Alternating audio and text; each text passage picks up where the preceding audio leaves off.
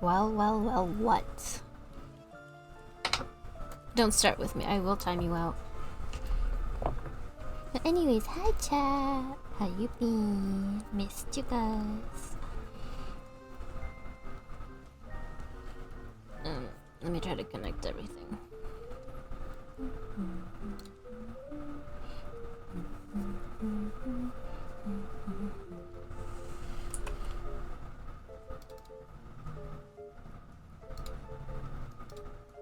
Okay, let me see if this will work.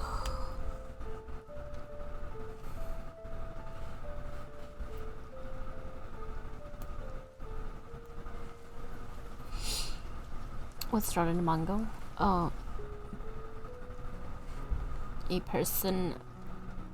a YouTube channel.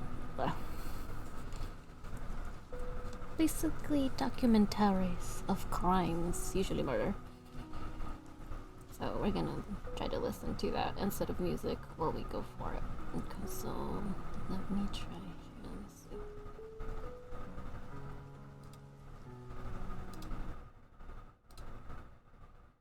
Here, let's choose one.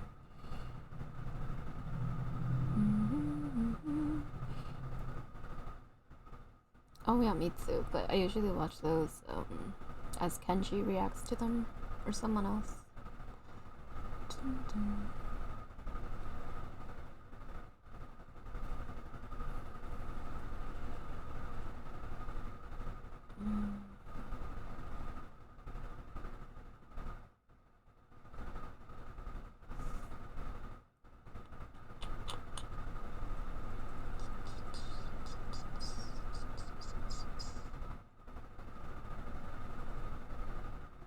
I wanna like.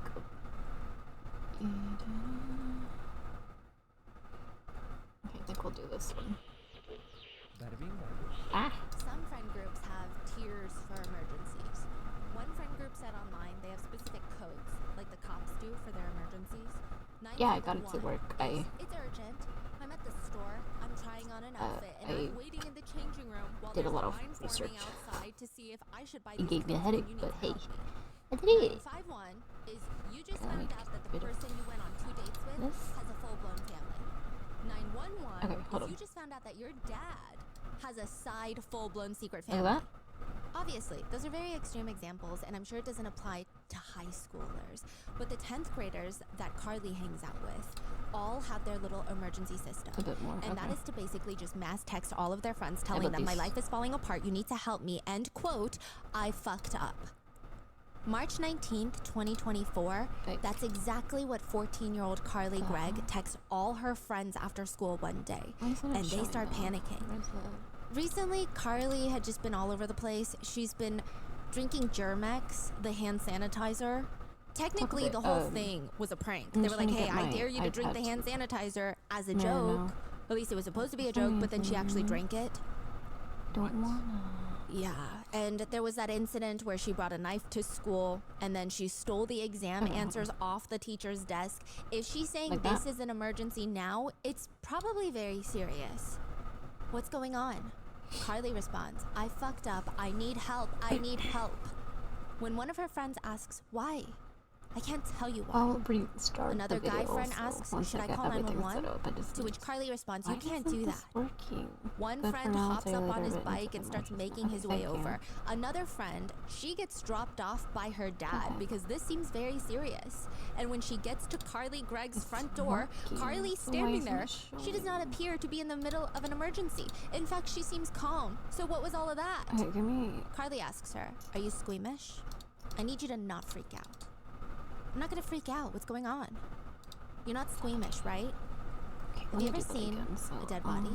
Where's my sensor bar? Carly's friend shakes her head no, and Carly brings her into her bedroom where she looks down, and on the ground of 14-year-old Carly Gregg's bedroom is a dead body. Okay.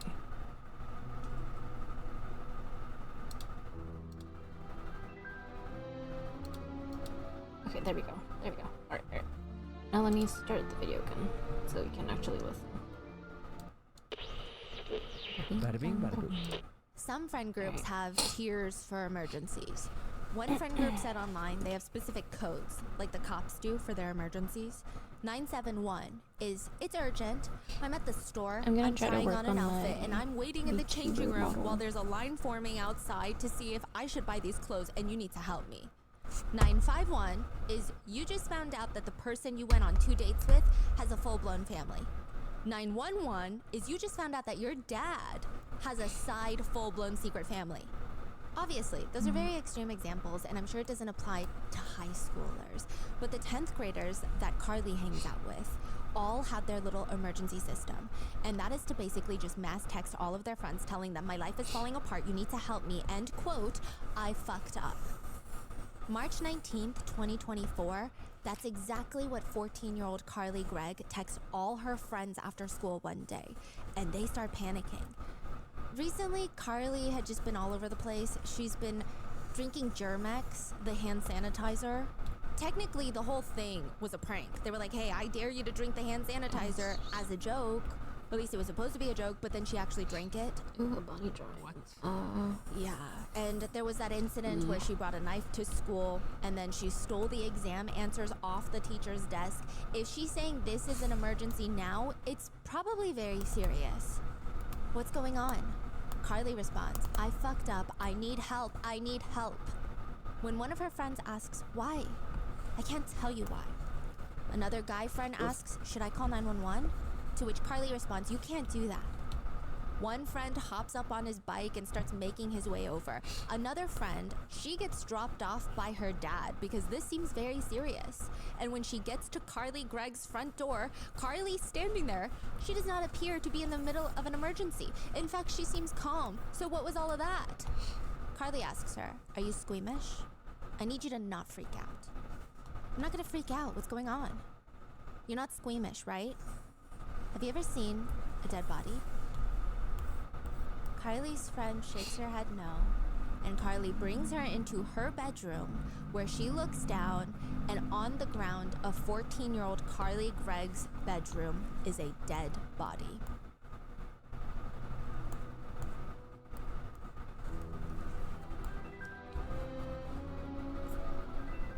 What pen was I using? I think it was this one. I'm pretty sure it was. Alright. Have you ever seen a dead body? No. In game, We would yeah. like to thank today's sponsors who have made it possible for Rotten Mango to Actually, support the Palestine Children's Relief Fund. No, I was They are gonna say I've gone to volunteer-based and funerals provide and, free medical open care and caskets and all that humanitarian stuff, aid to but no. thousands of children, really I wasn't any allowed child when in I was need. little. This episode's partnerships have also made it possible to support Rotten Mango's growing team, and we would also like to thank you guys for your continued support as we work on our mission to be worthy advocates. As always, full show notes are available at RottenMangoPodcast.com. A quick disclaimer, the defendant in today's case Was it has like been a diagnosed with funeral, bipolar or- disorder. And we're Other talking doctors human, we're disagree not with the in diagnosis, in but just to be real clear, life. just because someone has a particular mental health condition does I don't not want to hear any of automatically your make little them violent. fun little jokes. So with that being I don't said, know. let's get into it. There's a part of trials that tends to go human. viral, and that's What? typically when defendants hear that they have been found guilty. Nah, In some for real. cases, it might be just Okay. the raw human emotion. I mean, you're capturing this very intense, life-altering realization in real time. I mean, you witness a person processing the fact that their life as they knew it is effectively over. Maybe it's like a My aunt, she had satisfying cancer, feeling you we get as a were viewer, her knowing that caretakers. justice has Oh, been dang. served. And sometimes Sorry, these that must have guilty been rough. verdicts become much more intense. It was also when you my factor aunt in who had polling cancer, a so jury. That's a thing. the one who That's they a thing, didn't let and me it's see quite at the brutal funeral. if you're found guilty of your charges. I don't Because the remember judge it was reads open the casket, final though. verdict I just of remember my mom didn't let me guilty, then get they're gonna close make to you the sit casket, there while they ask to the each front and every of juror to wherever the heck respond we to were. juror number 2, is that your verdict? Is that your verdict? 12 times you have to listen to, most likely in a guilty verdict, each juror reconfirm, yes, you are She was guilty. cremated. You will spend the rest of your life rotting in prison. So polyandry is just I can't remember Yes. if we had like the It's not casket done and in then every they cremated case, but her, when it or is done, like it's pretty brutal. I can't remember Why did you- honestly. I was One of the pretty sides will small. request it in It was kind of advance. traumatic, So so it takes enough time, and I think the repetitive nature of it, I think it really starts feeling emotionally volatile for some people. And there is nothing you can do but watch as your fate has been sealed. You can't beg the jurors to change their mind. You can't even talk to the judge. You also can't go and hug your family that's sitting behind you in court. You just sit there and you listen. For 15-year-old Carly, she has to sit there and listen to 36 different, is that your verdict? Yes, guilty. That's to count one. We Defendant Carly Madison Gregg guilty of first-degree murder is charged in the indictment. Beginning with the first one, ma'am, is that your verdict? Sir, is that your verdict? Ma'am, is that your verdict? Sir, is that your verdict? Ma'am, is that your verdict? At first, with the judge reading guilty for her 3 crimes, she almost has no reaction. And then, with each juror's confirmation, her face gets more red, it's getting scrunched up, she starts sobbing, and in the span of 5 minutes, you see her go through a whole chain of So you're trying- emotions. She hangs her head, she looks like she's trying I'm not to trying act to, like this is happening. figure out Then her how whole my body is VTuber shaking model from would look crying, like. and then she just stares from the judge to the jury, and almost this can't be I was wondering, happening. like, when I they're don't just believe standing this with is their happening hands, like, face. There's not just really. no way.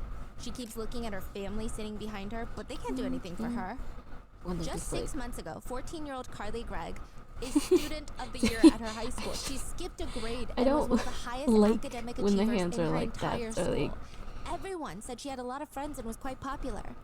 What happened since Like- March 2024 and now That- September I 2024 don't know how to that she is now explain. sentenced to life in prison at just 15 years So old? I'm trying to, like, You say there's 36? put one of her arms in the back There's and, like, 12 probably have her jurors, hold her where hand she's to her chest or convicted something, of like, 3 around counts here. of a crime. Oh, so each person are asked, okay, 3 For times each. 3 different crimes. She is found guilty, and each juror has to I'm be just asked messing to around with the confirm body pose 3 first, different and then I'm verdicts. gonna start adding a Now, bit Carly of Gregg, details she in this in a rarely gets sketch, into and then trouble. yeah. She's the smart kid. Her mom's the math teacher at their high school. Her name is Mrs. Smiley, and she's like a fan favorite with the students. Carly's friends, let's call them Jason and Jenny, they start getting worried for Carly recently, March 2024. That's when everything starts feeling very unsettling. In fact, she's just acting very strange, more risky with her life. That morning in March, her whole demeanor feels off. She looks jittery, secretive, like she's hiding something. She's alone in the cafeteria and she spilled her milk. It's just weird. It feels like she's smoking weed again. And this is very unlike Carly. wild. She was never really into She's drugs. smoking weed again. This is the same girl that scored a 30 on the ACT already as a sophomore. Just casually. That's higher than 93% of all test takers. And now she's smuggling in knives, getting caught, going to her teacher's desk, stealing and taking pictures of the exam, getting caught passing that around. This is just not normal behavior for Carly. Jason and Jenny, they come up with this plan.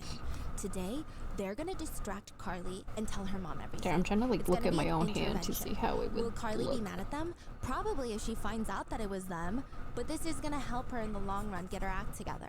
The plan is, Jenny is gonna take Carly on a walk around the school, distract her after class. Jason is gonna go visit Mrs. Smiley's classroom and tell her what he knows.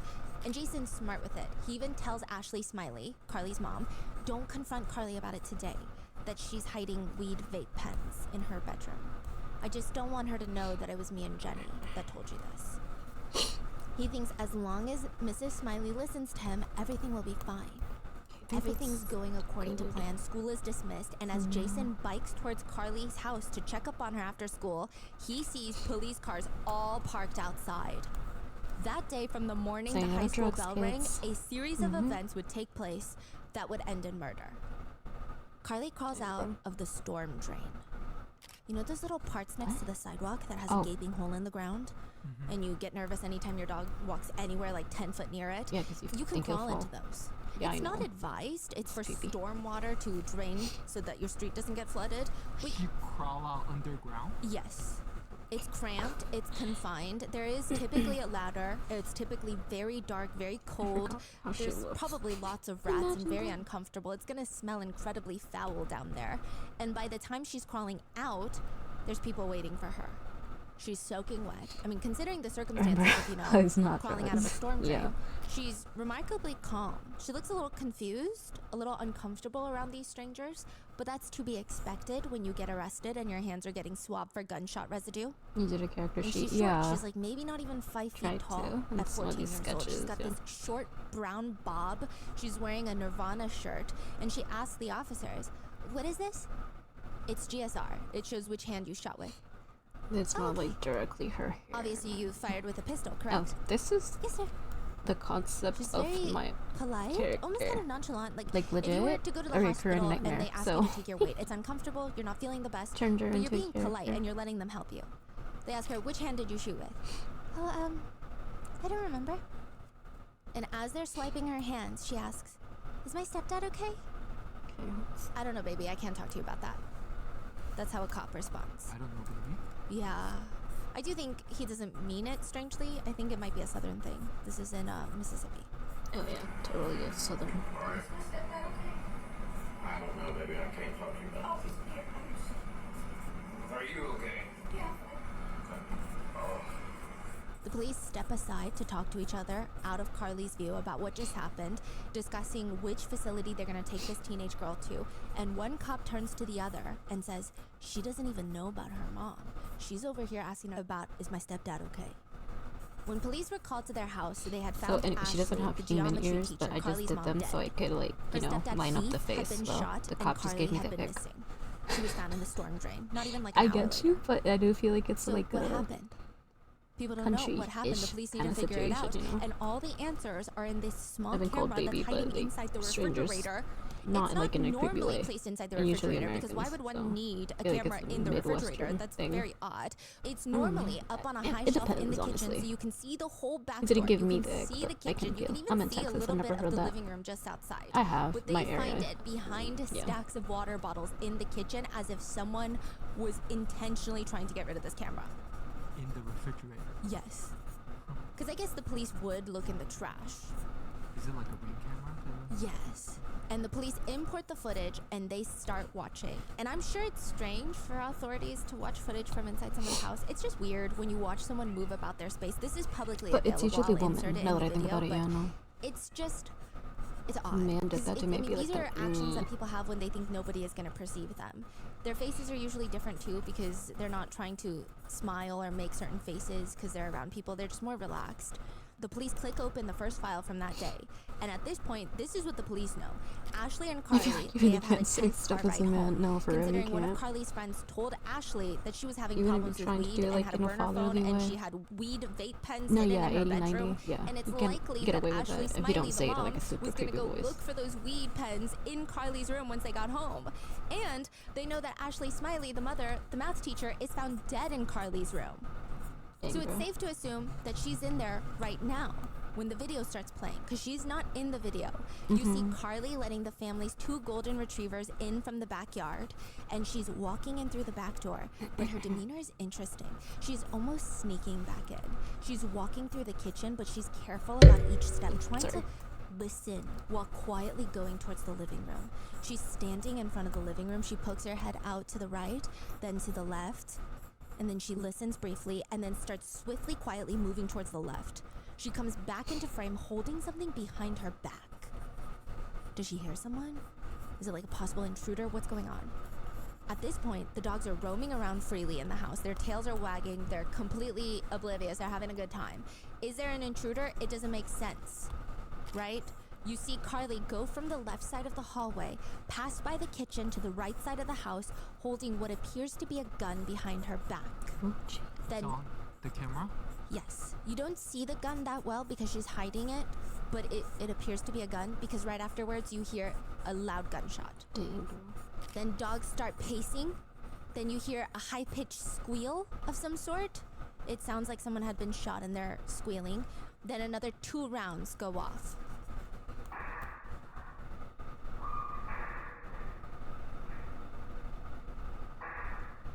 Wow.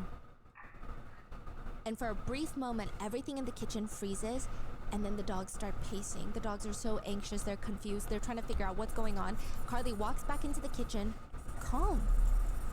Like gunshots did not just go off She in the didn't do house. nothing. Is she holding the gun? Behind her back. And she sits in one of the counter stools facing the camera, and she places whatever was holding behind her back down on the counter, but you can't see it, and it seems intentional. And she grabs her phone and starts messaging people. Her demeanor is very bizarre, considering 3 gunshots just went off in her house. She's hiding, right? From the camera? Yes. Okay, so she knows she's there's aware like the camera is yeah. recording right now. Yes. Everything she does is on camera. That is so bizarre. She hides her whatever behind. She starts getting on her phone, and her demeanor is very strange. One of her pinkies is in her ear, digging in her ear while she's messaging her friends. The heck? That's just how casual everything seems.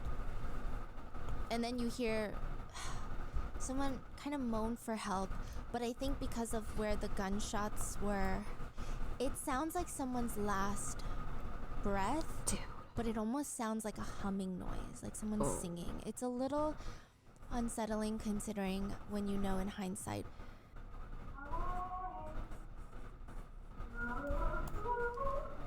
Dang. Carly perks up. She listens. She's calm. She's like an FBI agent almost. If I were watching a movie, I would think this kid is like an FBI agent at the scene of the crime, ready to go. She's alert, cool, calm, collected. She's not pacing around like the dogs are. She just grabs the gun from behind her back and then gets out of there. Briskly walks to the right side again. Dude. In fact, the dogs are looking at her, trying to figure out what to do. They're terrified. Their tails are down. They're very panicked. And by the time that Carly comes back, her mom is dead. There's no gunshot, right? No. Carly goes to the kitchen, tells the dogs it's okay, and leads them back out to the backyard. She does not look fazed, even in the slightest. It looks like she's just another kid back home from school. But she's texting her friends, it's an emergency, and one of them comes over. And she asks, have you ever seen a dead body? Are you squeamish? I need you to not freak out. Do you want to see one? She had been shot in the face. She shot her mom 3 times in the face. Then she asks her friend, can you wait outside in the backyard so I can, quote, I put 3 in my mom and I'm gonna put another 3 in my stepdad when he comes home.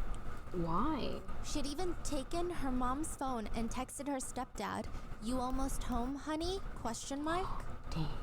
Carly Gregg, the little girl of the math teacher in high school, the one that skipped a grade because of how intelligent she is, she killed her mom in cold blood and tried to kill her stepfather too.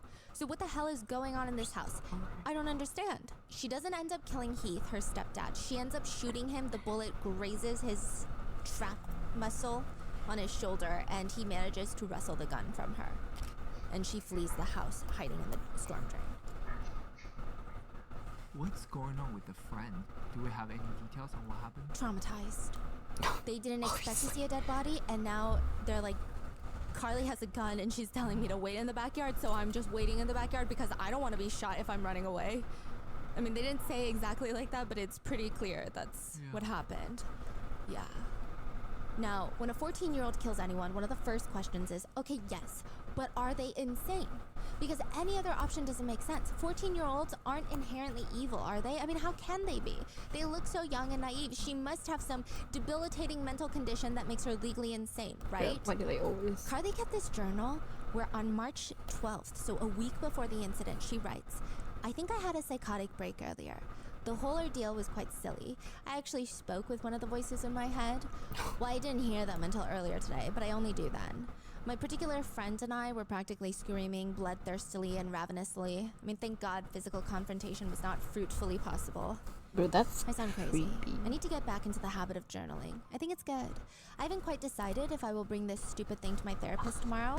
I just can't decide. Then stuffed into that journal is a loose piece of paper that's been folded up, and there's writing in the middle that reads, Anywho, I don't think I'll make it any longer. Then scribbled all over the paper is, please help me, please help me, please help me, in different fonts, different types of handwriting. I'm sorry, please help me.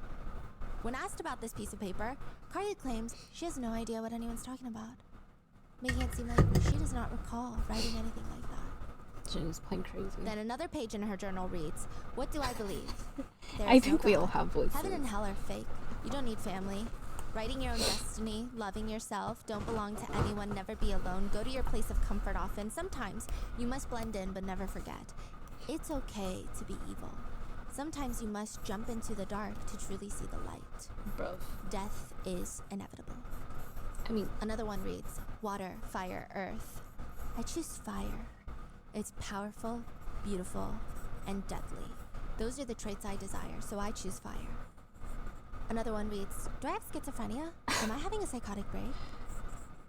And one that reads, I know one of y'all will read this journal. She then gives a guideline on gaslighting. She writes, take advantage, happy hurting. Life's greatest illusion is innocence. And there in the middle of that page is a pencil stabbed hole oh, jeez. where she writes, she stabbed it like Tom Riddle, which is Voldemort from Harry Potter, whose most famous line is, there is no good in evil, there is only power and those too weak to seek it. Oh, please. Allegedly, Carly thought one day she was going to be famous for making a nuclear bomb. I don't know. So it's a lot to unpack, and maybe the prosecutors did not want to unpack it. They offered Carly and her legal team a plea deal. Plead guilty for shooting and killing your mom in the face, 3 times, and for shooting at your stepfather. Plead guilty and we will give you 40 years in prison. She'll be 54 when she comes out.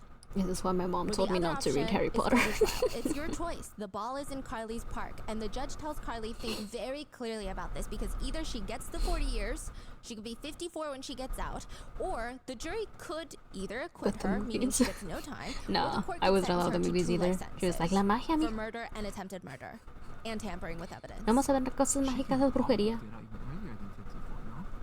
They said 40 years, no parole. For real, like. Carly stands before the judge For real, girl. and rejects Hispanic the plea parents. deal. That would And probably they be be rubbing the eggs all third over you, worst me choice in calling her it life. cleansing. The first worst would probably be shooting her mom, then shooting at her stepdad, and now this. All right, Miss Gregg, did you receive that recommendation 40 years? Yes, sir. And it was your choice and your choice alone to reject that recommendation. Yes, Your Honor. She now has to convince the jury, even with all that footage in the kitchen, the They all dog's grew going up crazy, that she with is Mexican insane, moms, she so, was like, lost I in her guess. mind in those moments. She also has to sit there and listen to Heath, her stepdad that she tried to kill but was unsuccessful, be alive, and sit Imagine. on the witness stand to talk about what happened that day. Heath Smiley is Ashley Smiley's husband, Carly Gregg's stepfather. I hate that their last He name is testifies, Smiley. and his testimony has been quite controversial. I will say he does appear to be quite lethargic during most of it, emotionless even. I'll have a rush, and my mom would put the skin of an onion on it. Home remedies But remember, for this the trial win. is actually exponentially speedy. I mean, most murder trials, they take years for the prosecution and the attorneys to get through all the evidence and discovery and all of that. This happened 6 months after the crime. Okay. So it's very fresh. Everything is incredibly raw still. He could be medicated. He could be emotionally guarding himself to protect himself. There's a lot of reasons he could not be emoting the way we want him to. Oh my God. But on the stand, he talks about how Thank he you so and much. Ashley got married a few years ago. Kenny in 2020. 3726 for They met in follow. 2019. The way he describes his wife is super nice, real smart. He's not Carly's biological father, but he felt like she was his biological daughter. The whole family, they were still in this honeymoon phase. They would go out. He would take Carly to karate lessons, guitar lessons. Just And then reminds me I obviously still have to everything try changed to March 2024. He walked in through the door after work and saw a gun go off right next to his face. He was maybe in the door 3-4 inches. The gun was about a foot Changed from my his face. The bullet thing grazed for through the his follow. shoulder trap muscle area. Oh my goodness.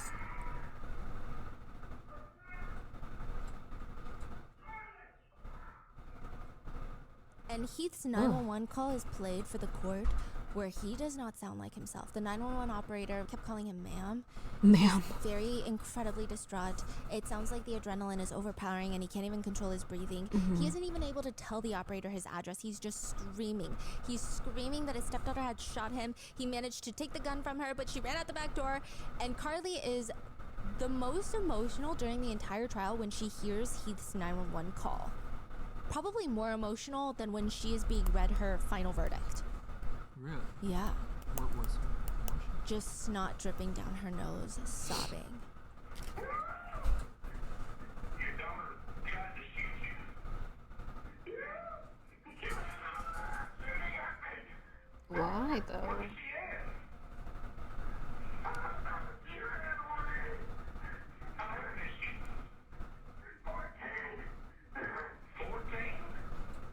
I mean, I can see potentially why. I mean, when Heath discovers his wife Ashley is dead, he sounds a bit like a wounded animal.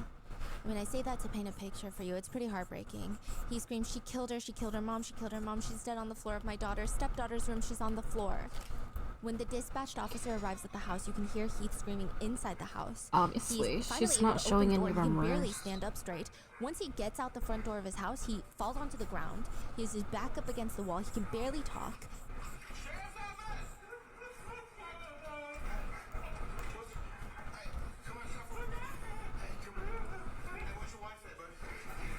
She's dead on the floor. What are you asking him that for? The officer runs inside, looks for Ashley, and when he walks out, Heath is laying on the floor on the porch. Why would he not be? Does she still have the gun? It's on the kitchen counter. I think I went in the back door. She tried to shoot me. And 6 months after this, Heath is on the stand testifying, and a lot of the questions were about Carly's mental state prior to the incident. He says Carly's biological dad was just not a great person. He terrorized both Ashley and Carly, that Carly told them that whenever she went to hang out with her biological dad for required visitation custody, he would do really questionable things, like blow smoke in her face, do drugs in front of her. At one point, she reportedly told Heath that her biological dad forced her to drink a beer when she was 12. Whoa. That Ashley would do anything for Carly. They had such a good relationship, but because Ashley had lost a child previously to a Ouch. genetic condition, it seems like perhaps she was a tad bit more on the worried parenting side, which I mean these days isn't the worst thing. Also, since her former ex, Carly's biological dad, She's struggles up with there drug now. usage, it seems like Ashley was very sensitive to anyone doing drugs around her, especially her 14-year-old child, for good reason. Yeah. Ashley is in fact so scared of her first husband, the biological dad, she keeps a loaded weapon under the mattress of her bedroom. Oh wow. That's the one that Carly grabbed to kill her mom, Bro. which Heath said he was shocked by. He said that morning was as normal as it could be. I mean, everything was normal. Nothing was even slightly different. At one point, Heath states after the chaos was over, he realized the garage had a camera set up inside the garage. He went home after being released from the hospital. He found the SD card. He tried to copy the card onto his He probably computer. did. And he also called the police. But instead of copying the videos to his computer, it moved the videos to his computer. Then he found the camera hidden inside the fridge. He called for the police for that as well. He did everything to be cooperative, but apparently the vibe he got back from authorities were that they were treating him strangely. The authorities gave him imagine. what appears to be lectures on, quote, tampering with evidence, because he had copied the files from the SD card. And he said that he stopped working with the authorities and hired an attorney at that point. He states that he loves Carly like his own biological child and believes the only reason she would have shot him was perhaps she did not recognize him. Maybe she thought he was an intruder or something. The prosecutor... So he saw the footage, right? Yeah, The same footage you just described? yes, but he's saying she must not have been in her right mind. The prosecutors Dang, asked even Heath after to all that, identify he's the just person trying in to court today protect that her. shot at him. Point to that person in court. They do this often. And he looks at Carly, points, and he smiles. And she smiles back. And they both smile at each other because Heath is in full support of his stepdaughter. There is a lot of kudos discourse to about him, Carly's but- stepfather, primarily because there's this one clip that's going viral where Heath is in court, he smiles at Carly, and I don't know what he mouths, but it sounds like he mouths, "I love you" to her. Which, I mean, stepdads love their stepdaughters, but I guess people just thought it was weird.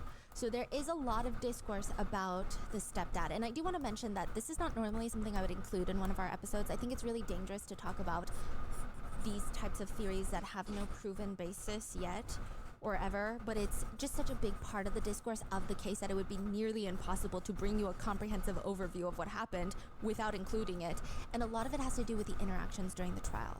Now, I don't think most of us are trained behavior I'd be somewhat analysts, disjuncted if I nor would do be we know shot these people with stuff. personally, nor do we have access to their personal devices. Yeah, and if they So killed keep that in mind. These are just my theories circulating on the other- internet. Heath Smiley is not a known suspect of My any sort SO. of crime. In fact, he is a victim in this case, unless there's any new developments that suggest otherwise, which I don't know if there will be. But until then, he's honestly just a victim, and these Not for real, theories yeah. are a little unhinged sometimes. are. So there's this wildly circulating theory that somehow Heath is involved in the murder. Again, just Oh, to please. reiterate, this is a pretty high-profile case. If there was evidence he was involved, I would have to hope that law enforcement would have found it, and I Yeah. just don't see why they would do anything to protect Heath. For real. But the theory that is mainly based on gut feeling and court clips, some netizens think there's no way that Heath is able to forgive Carly for something like this. There's just no way. There have been arguments by netizens who state even if that was your biological child that killed your wife, it would be hard to forgive. And they're saying, like, as parents, I'm saying this. I'm not a parent, I wouldn't know. They say even if this was a stepdaughter that you raised from birth since she was a day old, it would be hard to forgive. But they state it's even stranger when you realize that Heath only met Carly and Ashley in 2019. So Carly was maybe around 10 years old, 11 years old. I'm sure they've bonded. I'm sure there's a strong relationship, they say. But they argue that it's just not enough time, they believe, to form a bond so strong that you would want to stand by her side through all of this. Not only did she shoot and kill your wife, she tried to shoot and kill you. a lot of parents were commenting saying, even if my biological child that I birthed and raised from the minute that they came out of me, if they tried to shoot and kill me, I don't know if I could forgive them. Would you really have such a strong bond that you raised after 4 or 5 years, this child, that you would, rather than your own self-preservation? People are saying if she's free, she could easily try to, quote, finish the job, if you will, and kill him. Netizens are also confused by the fact that there was a protective order put in place where Carly and Heath were not allowed to communicate for Heath's safety, but Heath, the stepdad, requested it for it to be lifted. He has been speaking with I Carly feel ever that's since while subjective she's though been in on how prison much of a awaiting bond trial. someone can make with a child. They For talk real. nearly every day, it appears. Then there's the whole thing with the SD card being copied onto his computer and the police having to have a conversation with him about tampering with evidence. He lawyered up after that. Some netizens thought that in addition to everything that else is strange, the SD cards is strange. What if he wanted to make sure there was nothing on there? But just to clarify, Heath was never considered a suspect. A few other parts that netizens point out is obviously the fact that he's forgiving of Carly and that he's supporting her, but later when the defense asks him what his wedding day to Ashley was like and how Carly was that day, he says Carly was just her normal, wonderful self all day. A lot of netizens think just the way he describes Carly to them does not come off as very honest, but overly perfect. They feel like he fully works for the defense in trying to help her. He's bringing up stories of how smart she is, how friends Okay, so depend maybe on he's her. obsessing She's so over the sweet, fact so that happy, she's so the only bubbly, thing she loves the he dog. has left One of the netizen wife. writes, there is no way Ever she thought was of this that? calm, peaceful, and sweet all the time. She was taking medications, getting therapy, self-medicating. I mean, something was clearly wrong, so... And if they trauma What is bonded, this? even more. One netizen writes, defense will love his testimony. No justice for his wife, only Carly, I guess. Others state that Heath smiles more when he talks about Carly than when he talks about his own wife, Ashley. I did notice it, but I did notice it once someone pointed it out. So I don't know. And when did you and Ashley smile and meet? Spring of 2019. And at some point, did you and Ashley Smiley end up marrying each other? We did in June of 2020. Where'd y'all get married? We actually went up to Gatlinburg and then back up after. I can imagine what would be running through his mind. I know, like, About years ago. near-death experience, Before March 19th, 2024. like, We were along always with good. everything that happened, like, Laughed and played and his brain is not. messed around, loved video games. Clear. And, took her Let to the man mourn in however way he karate wants. stuff until she kind of got He wants to tired of grab that. onto the daughter Took as a her to lifeline, let him. guitar practice weekly, As long as he so doesn't do I was anything taking her to that dumb. every week. One netizen writes, I don't think I'm accusing him of anything inappropriate, just stating that he's acting very strange. It's weird. Defending the child you only knew for 3 years that tried to kill you? Now, others argue Trauma. that not everyone has to be skeptical of innocent people and victims. They argue, yes, these types of cases have happened before, where stepdads will groom the children and then might even try to get them to kill the mom, or a foster child will, there have been some cases of that. It's a lot. But they argue, even when he's talking about their family life, it just seems like a man who actually enjoyed his new life with his family and his Yeah. new kid. He talks about how he and Ashley surprised Carly with their second golden retriever. It just sounds like very fond memories for him, which they find enduring that he and both Carly are able to think back to those positive memories. Yeah, I Other think he's people are just saying, recalling those this is just things. unfair that you're accusing him because first of all, he's a victim, there's no proof, and if there was, law enforcement would have found it by now, and second of all, it's almost perpetuating this narrative that stepfathers cannot love their stepchildren without being creeps. Yeah, there you go. So they're saying it's just, why can't we just be nice parents and not be misconstrued as creeps that are trying to groom their stepkids? I mean, they're both smiling when he's talking about it, and if you listen to the footage they released in court, you hear him get shot. Yeah, in the garage footage, you hear a bang go off, and then you hear screaming, and then a few more bangs go off, and then you see Carly and her friend running, jumping the fence from the back door. Also, the Why- 911 call, I mean, that was a very intense 911 call. I just don't know how someone would fake that kind of emotion. If he did, What was going on that's with an the Oscar friend? winning Was she a ride or performance. die? As for getting an attorney, it makes Yeah, total okay. sense. They say you don't want to talk to a police officer without an attorney present, as well as the fact that they took his ID and didn't give it back to him, and they kept giving him these weird lectures of tampering with evidence when, if he was suspicious, why would he even call them about the SD cards? The police weren't even looking for SD cards. They didn't even know the existence of these cameras. So it's not like, where are the SD cards? He called it and then willingly gave it to them. So they're like, no, he's never even been considered a suspect. These group of netizens comment, if you have ever had severe trauma or PTSD, I mean, you know not to judge this man. You detach, you learn to compartmentalize the trauma. Another one reads, this is a trauma response. It's called compartmentalizing. Stop victim shaming and blaming. Another one reads, everyone really needs to stop with the accusations against the stepdad. If you don't think the detectives and prosecutors haven't already checked out that angle, you're nuts. Further, if there were something there with the stepdad, her defense attorneys would be using it as part of her defense, because then she could say that she was coerced or manipulated into doing these things by another adult. Another suspects that he might just be very medicated right now. And I will say, I think it would be really hard to fake that 911 call. One netizen comments, the grief in his cries for his wife is earth-shattering. Or, I don't feel that he's covering up or hiding anything. I think this is a man destroyed. He's just numb. He's answering all the questions asked. That's my opinion. Others think not only do they feel bad for Heath, but it just shows how good Carly is at manipulating people. She fooled her friend, she tricked her mom, her psychiatrist, and now her stepdad. Especially because he's in such a vulnerable state, he might feel almost, to a degree, trauma bonded to Carly. That's what I'm saying. Carly might be the only other person that went through what he went through That's that day. what I'm saying. Or maybe even helping her will give him a purpose to try to offset the bad. Some netizens have speculated. Or perhaps it's the guilt of missing your wife and knowing that perhaps Ashley would not want her daughter to be rotting in prison for the rest of her life. One netizen comments, I feel he's being manipulated by Carly and is making himself look like a creep for defending her. Which many netizens can see. Just the way he talks about Carly, it sounds like someone who has been charmed, almost. Yeah. When he talks about how intelligent she is, he states, she was always complaining to us that kids constantly bug her for help with schoolwork because she can do all of it so easily, and she can explain it to them better than most teachers. And she got so tired of them coming to her for stuff. She loved school, but she was almost bored with school a lot of days, even though she was in the advanced classes. She was a light year ahead of everything they're teaching. You know, anything new she picks up and just wants to be a step ahead of the teachers. Maybe he's At trying one to point, the defense attorney asks, in all the time that you've known Carly, would you describe her as callous?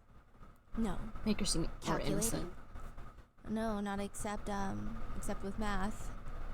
And he smiles, and Carly smiles.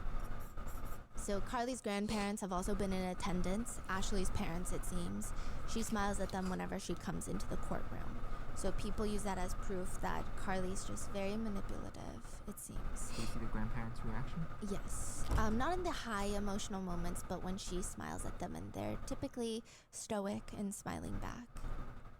Yeah. There might be a legal aspect to all of this too. Some people say, no, he's not defending Carly because he is like doing something weird with Carly. It might be because he's trying to protect himself. Technically, the gun used to shoot Ashley is registered to Heath. Heath knows that prior to this, she was seeing a therapist and Carly was mentally unstable. Some netizens believe that could fall on Heath. He could get some sort of charges for having his gun so easily accessible, because recently with all the other happenings, the school shootings, that has been the case where parents know that their children are mentally unstable and still let them have access to weapons.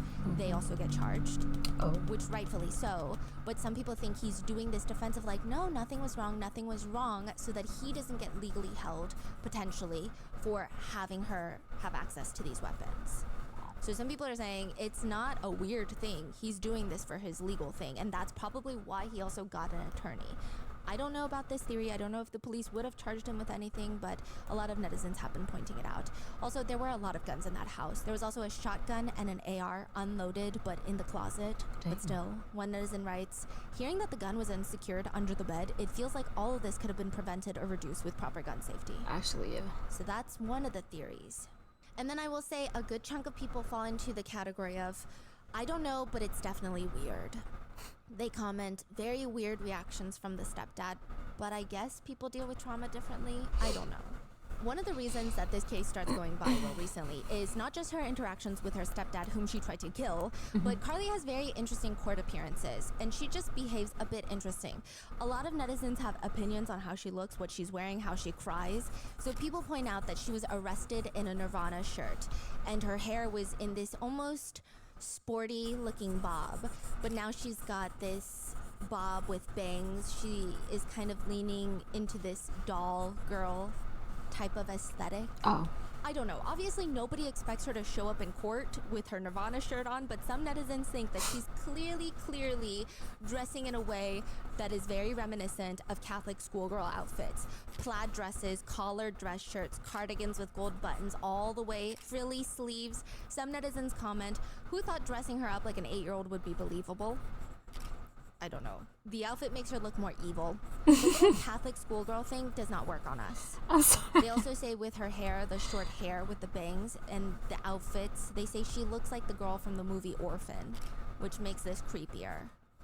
But some commentators think it's working. They write, I mean, she's got that little pumpkin face, this little bob. She looks very innocent. Others make comments about how the defense is working overtime with her styling, saying, surprised they didn't just put her in something pink with unicorns on it. Yeah, so that's been a huge topic of conversation. I will say her baby face is kind of out of this world. She does look a lot younger than she is. And defense attorneys, to their defense, will coach their clients on what to wear, how to dress. But more so than her attire, I think it's her demeanor. I mean, the first day she looks a bit more distressed, but other than that, most of the time she looks like she's seen crazier stuff, like more exciting stuff. She looks like she's in the pews of Easter Sunday church sermon. She looks kind of disinterested.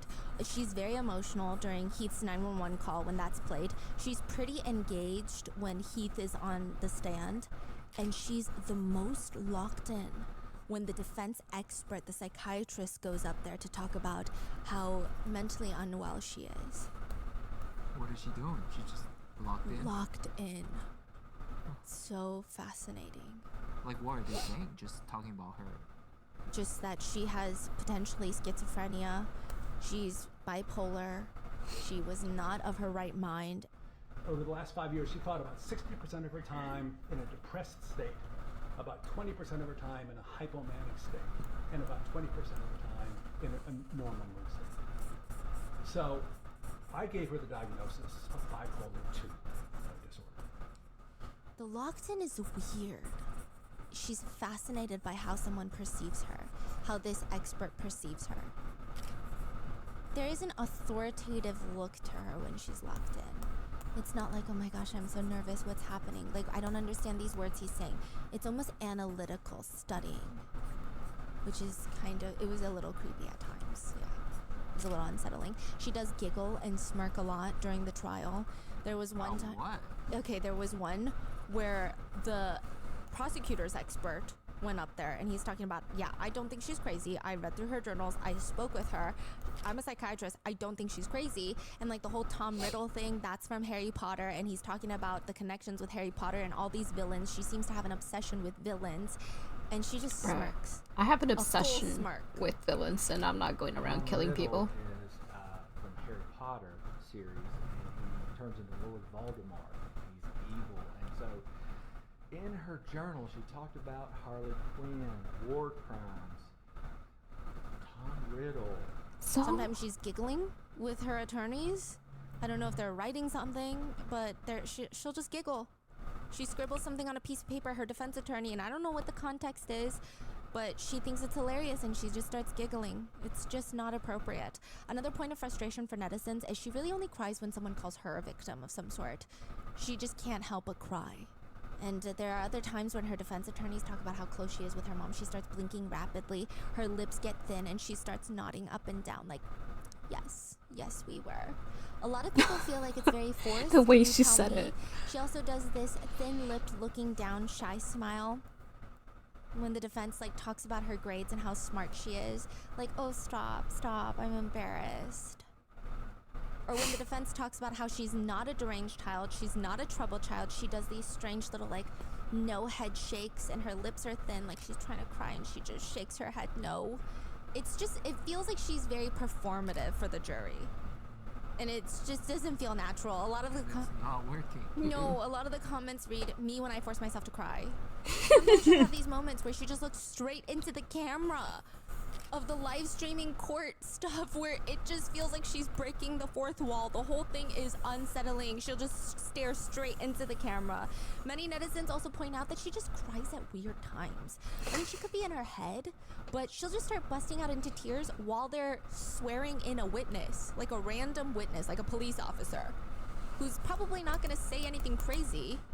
but she'll just start crying while they're being sworn in. It's just very odd. On top of that, when a state witness, so her opposition if you will, if they state something about her that puts her in a negative light, she'll just sometimes smirk here and there. And then she'll like take these side glances to her stepfather who's sitting in the court supporting her, and then they'll smile at each other, and her behavior is definitely unsettling, and it's not working in the defense's favor because their whole argument here is that Carly is insane. They state that prior to this, Carly has, they're saying she is like the poster child for someone who might have a psychotic break. They're saying that her biological father is bipolar. Now, the state brought up an expert who said, well, I went through her father's medical records because I was allowed to, and I saw that he had a 1-hour consultation with a doctor, and they diagnosed him with bipolar disorder, bipolar 2 to be exact. But 1 hour is not enough, and that same doctor prescribed him Adderall, which is an ADHD medication, and this psychiatrist for the state is saying that is not common. When you have someone with bipolar 2, you would be very, very hesitant and careful to prescribe a controlled substance like Adderall. The defense also states that her dad is schizophrenic, and they state that that means Carly has a higher chance of being schizophrenic, but he has never been diagnosed, at least from what the state could find, of having schizophrenia. They state that prior to this, Carly was seeing a therapist here and there for a few weeks because she was just having bouts of depression. She just became very lethargic. Her mom was really worried about her. She would go see this therapist like once or twice a week, never mentioned hearing voices, but suddenly in prison after the murder, she reports that she's been hearing voices since she was a little kid. The state's experts argue that's actually not very realistic. People don't start hearing voices when they're 7 years old. Maybe it's an internal monologue that they mistake as a voice in their head, but these hallucinations don't come in that early and that consistently. They also state that Carly was put on antidepressants. She was first put on Zoloft, and that made her feel like a, quote, zombie. They switched her medication to Lexapro. They think that that medication switch also caused a psychotic break in her head.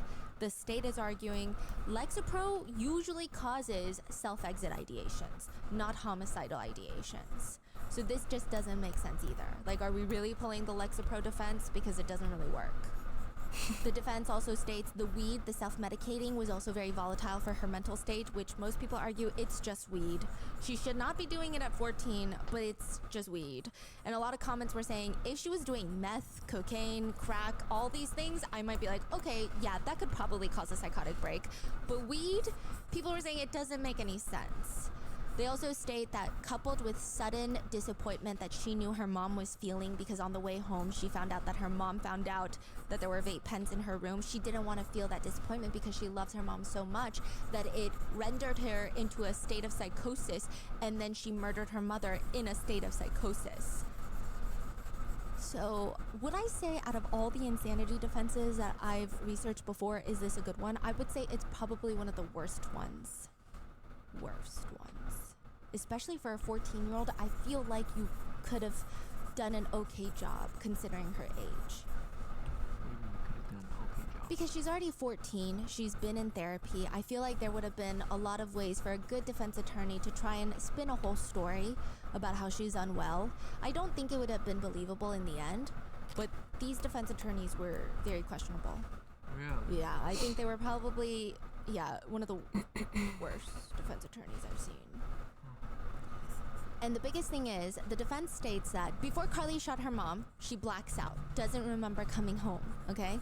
She gets home, blacks out, shoots her mom, she comes to in the storm drain. She crawls out of the storm drain. But the state points out the fact that in the body cam footage, her hands are getting swabbed, and then she confirms it's a pistol. She asks about her stepdad. So they're asking, okay, how could you black out and still remember those things? Additionally, her psychiatrist is stating that she is having these nightmares where she hears gunshots go off. And this is in prison while she's awaiting trial. Now, the state argues, if you blacked out, you don't remember. So why would you have these PTSD-like dreams about it? If you don't recall that, if that's not something that you did, how could you have nightmares about it? And then also they argue that her journal, it sounds like someone who wants it to be read. It sounds kind of like like a little kid reads a book on psychosis and then writes a journal about it. And the journal was written all like recently? Yes. Like how recent was it? Within the oldest entry I think they brought up into evidence was maybe a few months old. Oh, there was one in 2023, so like 11 months before she allegedly wrote, "I'm a schizophrenic person. I'm crazy. I miss the comfort of being sane. I just want to find true love. Then maybe I wouldn't be so crazy. I'm scared. I need help." Something along those lines. And the psychiatrist for the state was like, again, it just sounds like every symptom in the book that she's trying to replicate into this journal. It sounds very villainous. All these things are a little bit odd. And and the way that she writes about hearing voices, she writes, "It's silly actually. The state psychiatrist says, if you've met anyone with auditory hallucinations, they would never trivialize it. They would never say, it's silly actually, because these are real to them. It's so traumatizing. It's so haunting for them. They're terrified of these voices. They're not gonna downplay it and say, I'm just so silly, I hear these voices." For real. And also, his whole argument in support of Carly was trying to argue that it seemed like Carly was out of her mind. She didn't even recognize him when she shot at him. That's how he says it. But she did text on her mom's phone, "You coming home, honey?" Like, it's very clear that she's luring him in. Yeah. Additionally, one of the main notes of her psychiatrist that was seeing her prior to the murder was that Carly reported being angry with her friends because they weren't as serious as her. The psychiatrist wrote she never reported hearing voices. She was just kind of rude to people she felt were not as smart as she was. She felt like she was losing patience with her teachers. It seems like she gets off on being better than others. She would tell her therapist in almost a bragging way that she was reading Crime and Punishment, which is about a main character who is obsessed with his own intellectual superiority, that he starts planning to murder someone to get away with it. And he does in fact murder someone, and his whole life starts unraveling. He descends into a very scary state of paranoia, self-loathing. He's being hunted by a detective till he's ultimately confessed and is sentenced to hard labor. And they report that she does seem to have these very strange wants to appear a certain way.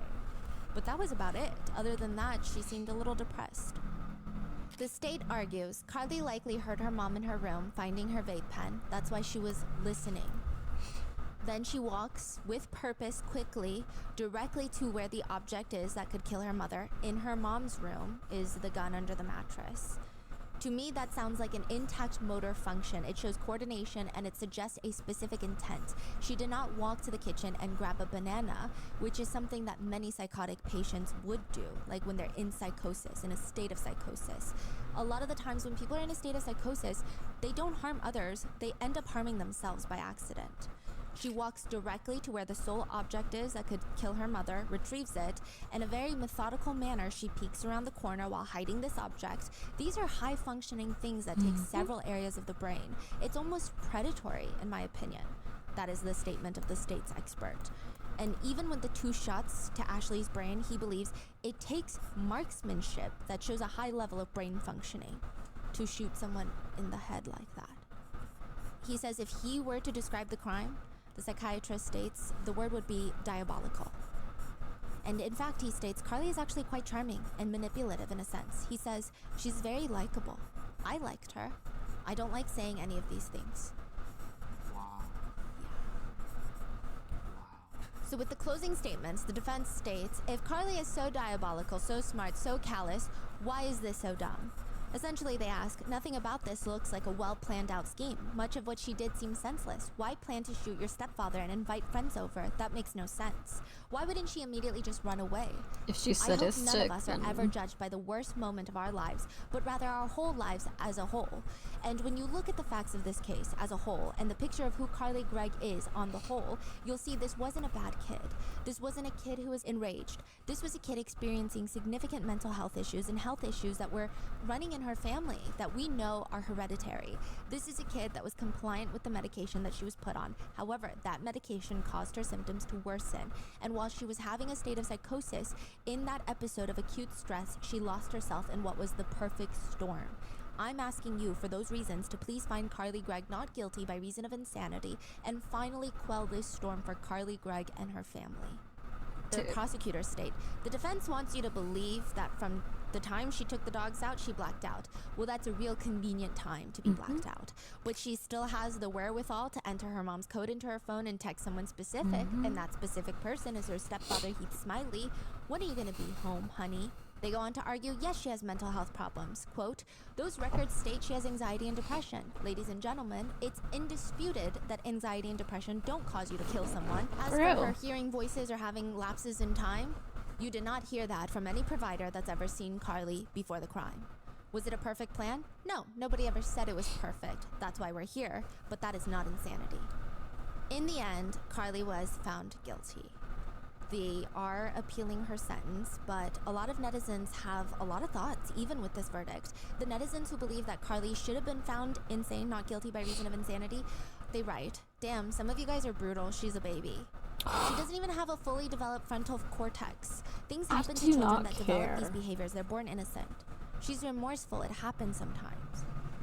14 is a child. I know she took a life, but her brain is not fully developed. I do not care. We're watching more and more children being treated like adults. I'm torn. The crime is really bad, yet we are dealing with a child physically, mentally, and emotionally. Bro. Poor Carly, the way her stepfather smiles at her and has a good relationship with her. I remember I started seeing a psychiatrist at 14 because I was bipolar. They had her on medication. Maybe she just flipped out. The others that do not believe she was insane at the time of the crime, that she knew what she was doing, they write, the fact that she shot her mom, came to the kitchen and was messaging someone, heard her mom screaming, and then went back to check up on her, she was fully aware of what she was doing. She was. Another writes, oh, cry me a river. She was always trying to make herself cry, but it's not working. Sociopaths always forget to produce tears in their performances. I believe those tears are real tears. I just don't believe this was mental illness, is another comment. She cries for herself and herself only. She ugly snot cried today because it suddenly became very real for her that she will spend the rest of her life in prison. I don't know. After hearing from her therapist, nothing sounds like insanity. Sounds like a very intelligent girl who, for all intents and purposes, is now trying for some insanity defense. Still don't know if life is the answer, but she should have taken that 40-year plea. Others just focus on the evidence in the trial, like the footage of the dogs. They write, the body language of these dogs really makes it sink in for you. They instantly went from tails wagging excited to see their owners to scared, frantic, and confused. Animals are so perceptive. Wait, what happened with the dog? After the gunshots, they start pacing, like they look very anxious and stressed.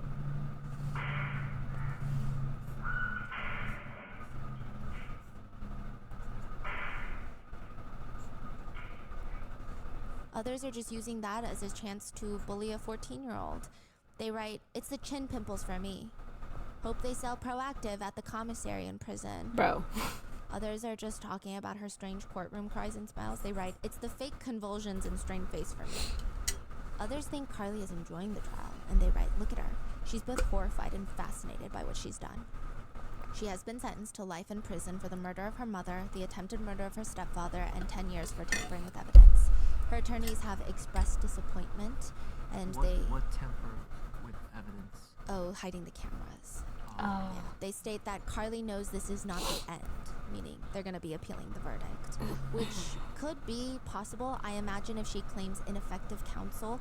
There were parts where the defense was just doing things, and I'm like, what is the purpose of this? For example, the body cam footage where Carly is arrested and her hands are being swabbed. The defense kept bringing up the fact that one of the officers muted his body cam after swabbing Carly's hands. He states that he did it because he and the other officers were talking about personnel issues, like who's going where and who's taking where who. And those are lots of officers' names that don't need to be included in this evidence, right? And it's not like they were interacting with Carly at the time that they muted it. They were stepped off to the side. There were other officers with Carly. But the defense kept stating it was strange. It's against protocol. Is it not? Is it not?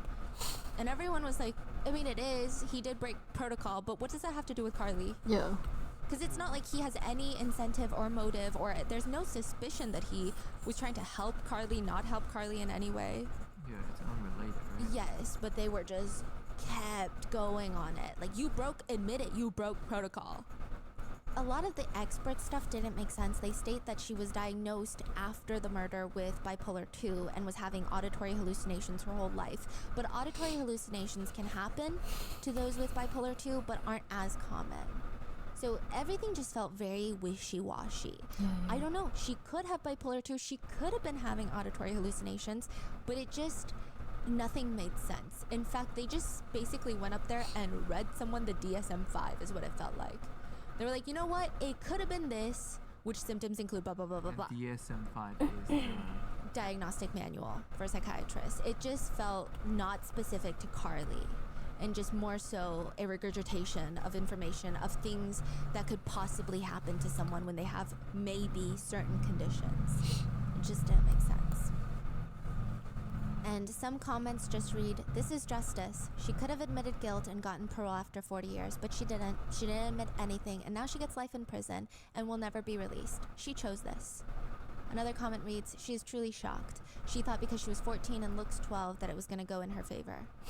Another comment reads, "The thought of someone carrying their own killer in their stomach for 9 months is truly creepy Oh, to me." and jeez, disgusting." actually, yeah. Another just reads, "Adult decisions have adult consequences." Yep. What are your thoughts on this case? It Yep, seems yep, like yep. everybody is very divided.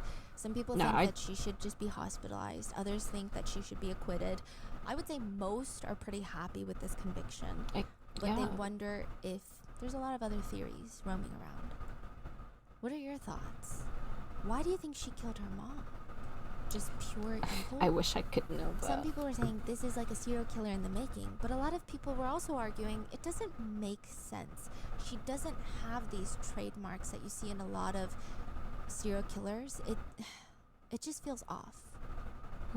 I don't know. What are your thoughts? Leave it in the comments. Please stay safe, and I will see you in the next one.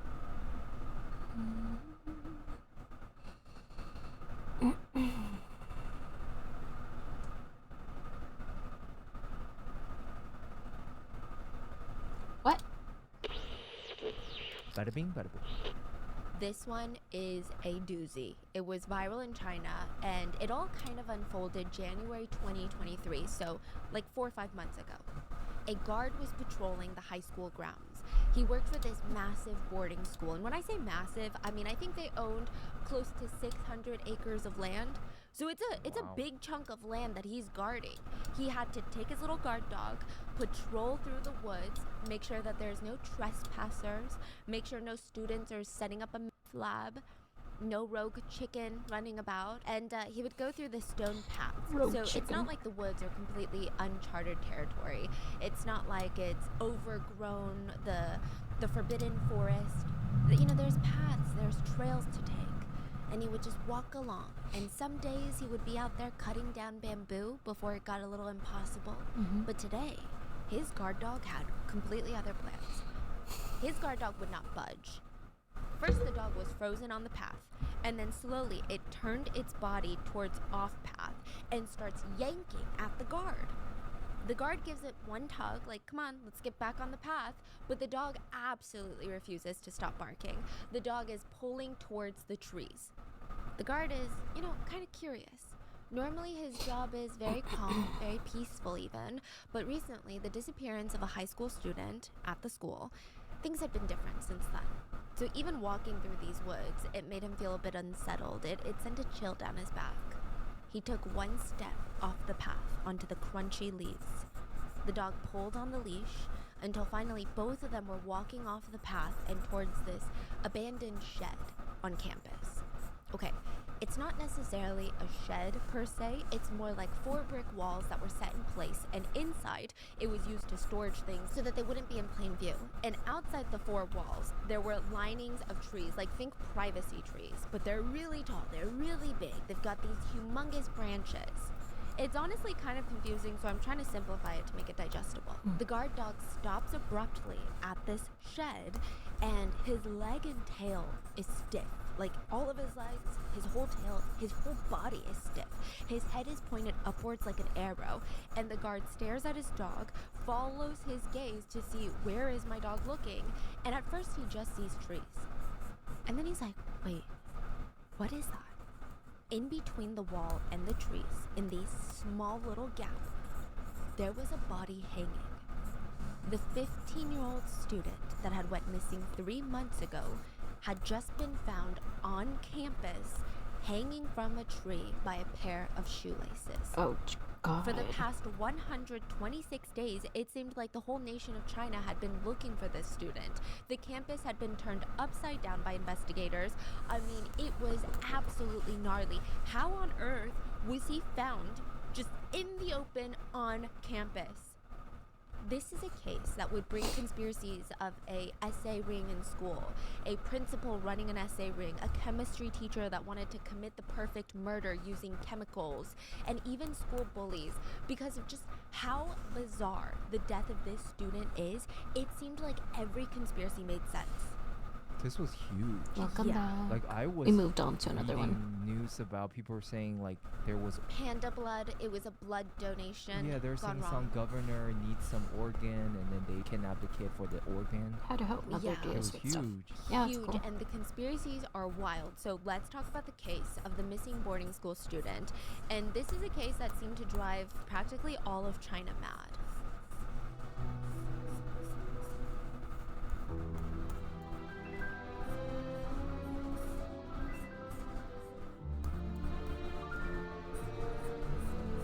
I love her intro music. With me being a financial parasite, I can't say no for real. As always, full show notes are available at rottenmangopodcast.com. I did have a Mandarin speaker help with this research, not him. Okay, a Mandarin researcher, and especially in regards Dude, I to all feel the public that. theories, the threads that just catapulted Like this case this- into mainstream media. I wanted I to did make some sure that we work for her, covered like in the most front of the it. house and stuff. And a lot of netizens, they It's were invested not in morning, this but case. like This noon-ish. received a ton of media attention in China, and there's just so much mystery, speculation, conspiracies about what's going on. So we're going to cover the most popular ones. But just a reminder, myself included, it's easy to get swept up in these conspiracies, but, you know, this is a case that affected and still affects the lives of real people. So I think while speculation is fine, as long as it's done with compassion and grace, but let's just be mindful. So with that being said, let's get into the story. This story takes place in a boarding school in China. It's called the ZHI Zhiyuan High School, which boarding schools, okay, we know one person that was in a boarding school for a few years, and it's completely anecdotal, but they said it was pretty creepy. Like, I don't know, maybe it's all the movies and books that make boarding schools feel like something is lurking in the background, but it's not just a big sleepover, you know? That's what they said. The first few nights feels like a big sleepover, and then it's no longer fun. That's exactly how they describe it. It's just got an eerie sense. Can you Now, help me cook today's dinner? story There, solely takes no. place in a boarding Mom, school. I'm so I watching have a to streamer give you watch a rundown. YouTube video. Do yourself. There are two main buildings Imagine. in this campus. There are a little bit of like small little one-story buildings here and there, but these two buildings are the most important ones. Smack you with a chunk. Side by side. They're 0.06 miles away from each other. So it should take like a minute or two to walk from one building to the next, right? Oh, 0.06. Yeah. Oh yeah, that's super close. Yeah, that's like really close. I mean, there's some trees in between, but it's so close. Now, they're technically side by side, but like I said, there's a small little park that you have to cross. So one building is reserved for all the classrooms and most of the administrative rooms, like think your principal's office, all of these things, teachers' offices, HR. Then you take a quick little walk. Then you've got the other building. This is reserved for student dorms. And the campus is reminiscent of a college campus, but on a tinier, much smaller scale. I mean, outside of these two main buildings, they had a gym, 2 parks, soccer field, basketball court, tennis court. I mean, it's a pretty big school. And since it's a restricted boarding school, one of the appeals is that it is completely gated and fenced off from the general public. And students were not allowed to leave the campus without getting explicit permission from teachers or staff, because these are high school kids. These are not college kids. So this way, parents feel a lot safer about sending their kids to this school because it's not some sort of free-for-all. The kids are still under very constant, strict supervision. Everyone is treated like a high schooler and not like a college student. And this is all kind of important later. So anyway, the school has these 3 massive gates. Now, the biggest one is the main gate. It's huge, it's fancy, it looks grand, and it's used for big celebrations like welcoming day, graduation day. And then you have a second gate, you know, a much smaller one. And this one is used for outsiders to come in. So when you have parents visiting, maybe potential deliveries, they come in through this gate. Those types of instances, outsiders coming into the school. Then you have the last gate, the smallest gate. This was typically used solely by staff and students. Staff when they're coming in for work, and students when they have permission to leave or for whatever reason. And side note, okay, this boarding school is kind of unique. This is the absolute first time that I've ever heard of this. And I don't know if it's common in China, but parents could board with their students. What? What do you Yeah. mean? So each dorm room typically has a bunk bed and 2 students are placed in the room. So one gets the top bunk, one gets the bottom bunk. But sometimes one parent will choose to stay with their kid at the school. So they share a room and they share the bunk beds. And a good amount of parents chose to do this at this particular school. I think there was 90-something parents who lived on campus. That's my biggest nightmare. You know, China's parents are so obsessed with kids' grades. It's almost like, let me live with you so you don't have to worry about your day-to-day. Oh, So all you can do is study. yes, that's exactly why. So while the kids focus on studying, the parents will focus on tidying up, cooking meals, running errands, cutting up fruit, just making sure that their kid is actually studying. Yeah, so back to the setup of the school. It's gated, and the fact that the most of the school was fenced off was pretty impressive, considering the fact that the school had 2 parks on the property. Students were allowed to use them, and They're not this helping is, the again, Chinese not some stereotype sort for of real. forbidden forest type of scenario. One of the parks is about 4 acres, very, very small, and the largest one was about 589 acres. Jeez. Yeah, so to put it in perspective how massive that park is, it takes an average student about 2.5 minutes to walk through the 4-acre park. Right. It takes about 6 hours to walk through 589 acres. 589 acres. Yeah. Central Park is 843 acres. Oh, yeah. This one is like more than half Massive. of that. That's crazy. Wow, yeah. So it's huge. I mean, the big park is huge, but again, don't get me wrong. It was designed to be somewhat usable for the students. There were these paved stone walkways. There were these trails that led through it. So if you want to go hiking or if you wanted to go sit on a bench inside the woods, students could do that. It's not like this wild, haunted, overgrown, uncharted territory that's just looming behind the school like, oh, I'm going to kidnap you. Students would actually frequently wander through the park looking for a quiet, peaceful place to put down a blanket and to study. Now, on October 14th, a 15-year-old student by the name of Hu Xingyu, Hu Xingyu. let's call him Xing, Xing was not looking for a peaceful place to study. Instead, on October 14th, he walked into those woods and he never came back out alive. Oh, did he? The last time that he was seen alive was October 14th, 2022 at 5:49 p.m. Xing was seen walking into his dorm building. He checked the time. He had about 10-15 minutes max before his next study hall class. So his next study hall was at 6:20 p.m. and the class technically starts at 6:20 p.m. but the teacher wanted all of the students to arrive 15 minutes early. So truly, he only had about 10 minutes before he had to make his way over to the school building. He did not go into his room. Maybe he didn't want to lay down if he has to get right back up. So instead, he goes to the 5th floor of the dorms and walks out onto the balcony. So they've got this little mini rooftop area. Wait, where is he walking from? So he walked from the school building back to his dorm building. And he's got like 10 minutes left, you know? So he's So inside he's of his supposed to walk back to the school building because he has a class in 10 minutes. a study hall. But instead, he walked all the way to the dorm building, walked to the 5th floor, and went out onto the balcony. Now, this balcony overlooks the forest/park behind the dorm building, and he's just standing there alone, staring out into the woods. So he spends about 2 minutes there, and CCTV does see him heading out at 5:51 p.m. So we see him walking to the balcony and then walking out at 5:51. He was just there for like 2-3 minutes. That's it. So now he's like, okay, I gotta cross the small park to get to the main school building to show up for my study hall. And he's seen walking on the CCTV cameras at a somewhat leisurely pace. He doesn't seem rushed, which he's not late, so he doesn't have to be. He doesn't seem angsty. He just seems like he's enjoying his nice little walk. He turns into the park, and that is the last time anyone has ever seen him. It took a little while for people to start panicking. The students were expected to be at the study class 15 minutes early because there were always late students. So usually the students would even be late for that. The students would come 5 minutes before the class, which is fine as long as the teacher can start the class on time. She didn't care. Now, Xing was not early. He didn't even make it when the class was supposed to start. But even then, Teacher A, this is a fake name, she always knew that there's at least like one student who shows up super late, like 20 minutes after class has already started. So Teacher A thought it was just strange though, because Xing was never that student. He was never the one that showed up late. He was always early to class. She tries to focus on her lesson and didn't really start worrying until about 30 minutes into her lesson, and she realizes, wow, he's still not here. Now, like I said, this is not college where students can opt to not show up for certain classes or study halls. Xing is supposed to be here and he's not, so there's a problem. She knew something wasn't right. She excused herself, went into the hallway, pulls out her phone, and starts talking. She starts placing calls to administrators, other people. She's like, hey, can you guys go check for Xing in his room? Maybe he fell asleep, but he's supposed to be at study hall. For whatever reason, the kids said that the students in the class said that they felt something was off. They felt like something was amiss. The way that she was outside for so long talking on the phone, the energy was just strange.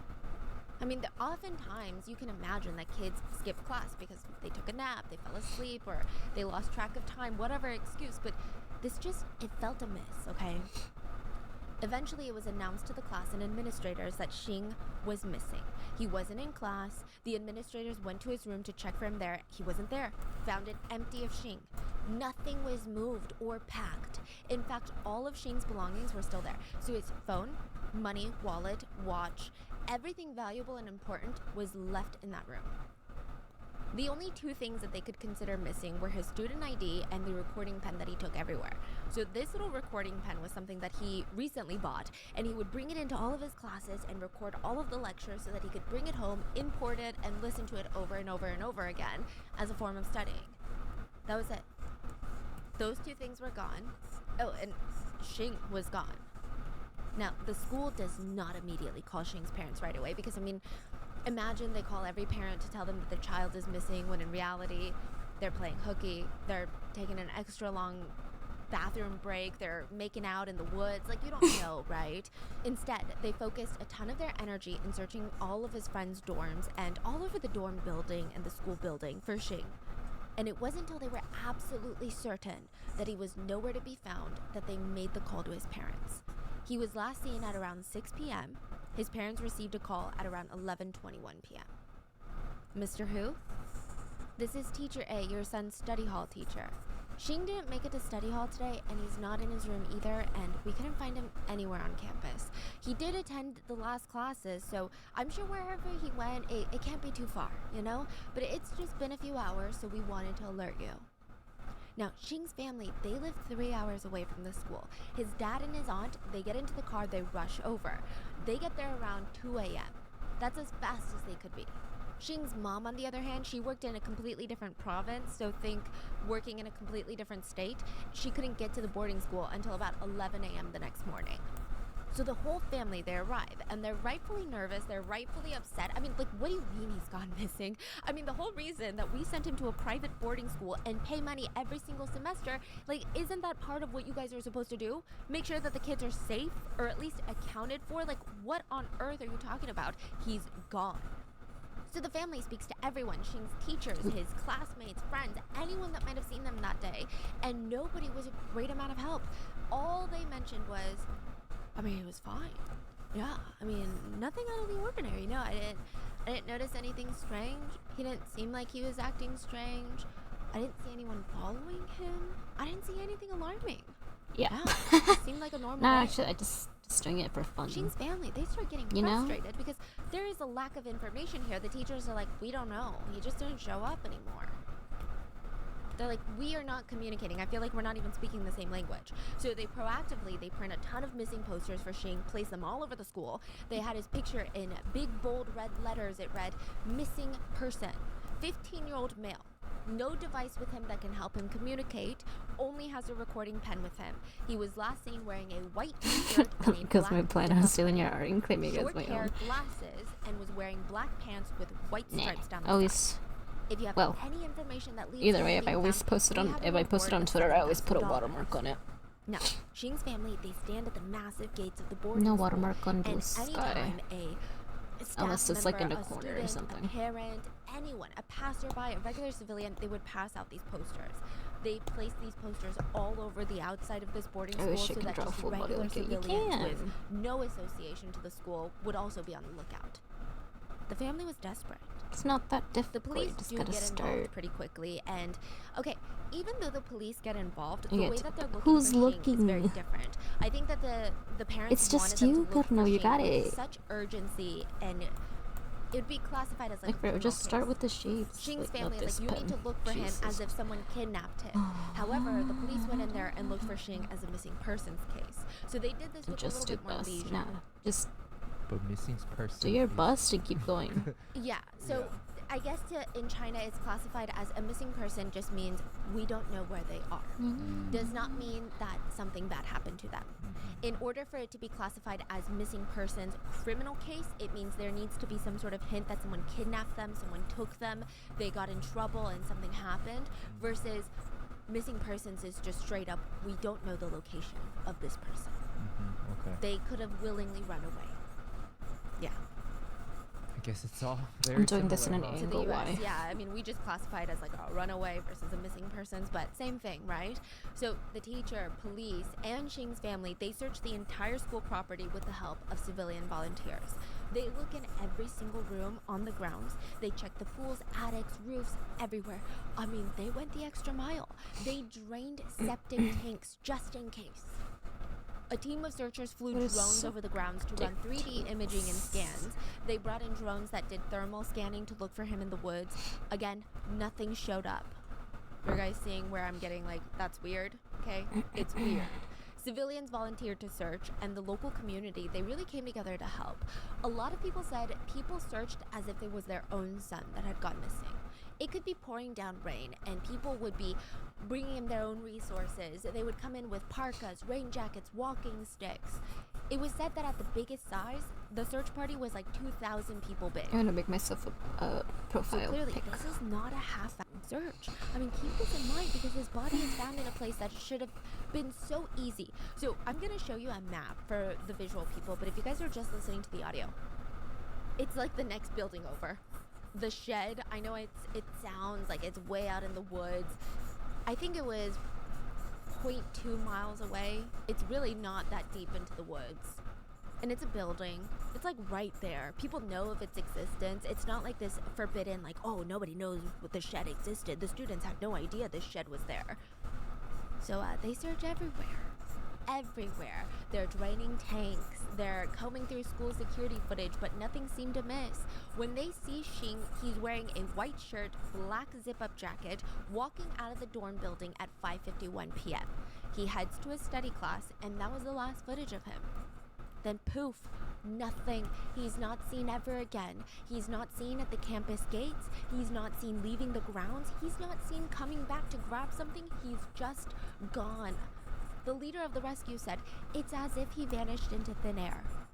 We're not going to give up, but we have no clue. They had already conducted 4 cross searches covering 90 acres of land, 12 buildings, 884 rooms, 11 underground pipes, 10 septic tanks, 10 water heaters, 9 water reservoirs, 2 lakes, 2 parks, 2 sports centers, 1 garbage dump, 2,238 residences near the school, 589 acres of woodland south of the campus, 226 temples, 159 businesses, 124 miles of riverbank, 72 ponds, 16 miles of railroad, and 25 nursing homes. Wow. They followed and eliminated 378 tips and cleared all the school personnel and students, including the 98 parents that were residing with their children on campus. They did not find a single trace of Shing. They didn't even find a goddamn clue. They found nothing that suggested foul play or even a runaway. I mean, that's the thing. They didn't find evidence of either thing. They found no evidence. None. Which meant that it was going to remain a missing persons case in the eyes of the law, which is not what the family wanted. Missing persons cases in China, like I said, are equivalent to runaway cases in the US. They are not treated with nearly the same amount of urgency that criminal missing persons cases get, which, you know, it's like that here. To the Hu family, they're broken from the lack of, I mean, nothing has happened. Their son is missing, they're doing all of this, and nothing was found. Like, the lack of findings and progress made it so difficult for them to even feel hope. To them, it just didn't make sense. There's a lot of anger there, too, of like, I sent my kid to this boarding school to be safe, and now you're telling me you have no idea where he went? Shing's mom was also dealing with a lot of guilt. She said originally she wanted to be in the boarding school with Xing. She practically begged him, but he turned her down. And it's not like they had a bad relationship. They got along really well. But he's 15, and for the first time ever, he's like, Mom, I just want to experience a little bit of something different. Maybe next year you can move in, but it's my first semester here. I want to see. So the months leading up to the move-in, his mom would ask, are you sure I could cut fruit while you study and I could clean up for you? Mom, it's fine. You're 3 hours away. I'm gonna be good. So even though Xing's mom was a little bit sad, she let him have his space, and there was nothing that made her concerned for him or worried for him. Like, Xing was a good kid. Both his parents, his older brother Tao, they adored him. Side note, his older brother is like 15 years older, so it's like his second dad, basically. Tao was adored Xing. Anytime he made a little bit of extra pocket money with his job, he would buy Xing new clothes, new shoes. I mean, they got along so well. Everyone that knew Xing, not just his family members, they said, yeah, that's the type of kid that you would trust to be alone in a boarding school. Like other kids, you'd be like, oh, I don't know if they're going to study. I don't know if they're going to listen to the teachers. But Xing, yeah. Neighbors remember seeing him walk 30 minutes to his grandmother's house a couple times a week on a regular basis, so that, because she was wheelchair bound, and he would take her on these long scenic walks. He would run and buy groceries for her. He would clean up the entire house. He would do all the chores. And when he wasn't doing that, he was typically perpetually hunched over a math textbook. He's like every parent's dream kid. For example, one time their town was completely flooded. The water was coming up to people's knees. It was really flooded. So school, for some reason, was not canceled. Do you guys not cancel school often in China? If it doesn't affect the study, then no, yeah. Really? Like if it snows Oh, I and love the those roads are a bros. little Big icy. and snap bush here, but It it's the depends on the same. city. Ditto, Some ditto. cities are used to it, you know? Yeah, I just remember growing up in the South, it's like one snowflake falls, school is canceled for a week. Yeah, for Georgia, yeah. Yeah. No, school for some reason was not canceled, and all the other students are trying to talk to their parents about this newfound discovery of the dangers of floods. They're like, Mom, Dad, I gotta sit you down and tell you floods are so dangerous. We walk out there. Do you know how much bacteria is in that water? We can't go to school. We can't. I know it's not canceled, but I can't go to school. They're like trying to tell their parents that. Not Xing. Xing put on his backpack, and his neighbors said they were shocked to see him splashing onto the streets running to school. Same as always. He was like one of the few students that showed up. Even when his parents gave him allowance, he would just put it away into this little box. And they're like, please, just use this money. Go watch a movie with your friends. Like, you gotta put down the math textbook. We're thinking that you're becoming a little bit antisocial. And he refused. When he felt like he had saved up enough, he would present this little box of cash to his grandma, and she would be so upset. Absolutely not. I'm not taking that money. So when his grandma refused, he would use the money to pay for his own school fees. Like, what kind of kid is selfless enough to do this? And it's not like the family was financially struggling at the time. It wasn't a situation where they were emptying out the last of their pockets to send their son to school. He just felt really guilty to use it. I mean, they just had a little bit of extra and gave it to him. That's it. Seems So it really like my doesn't sister. seem like the type of kid to run away or skip boarding school because he doesn't like the studies or get involved with the wrong type of groups. The extent of his wild streak or his rebellious teenage years was watching anime.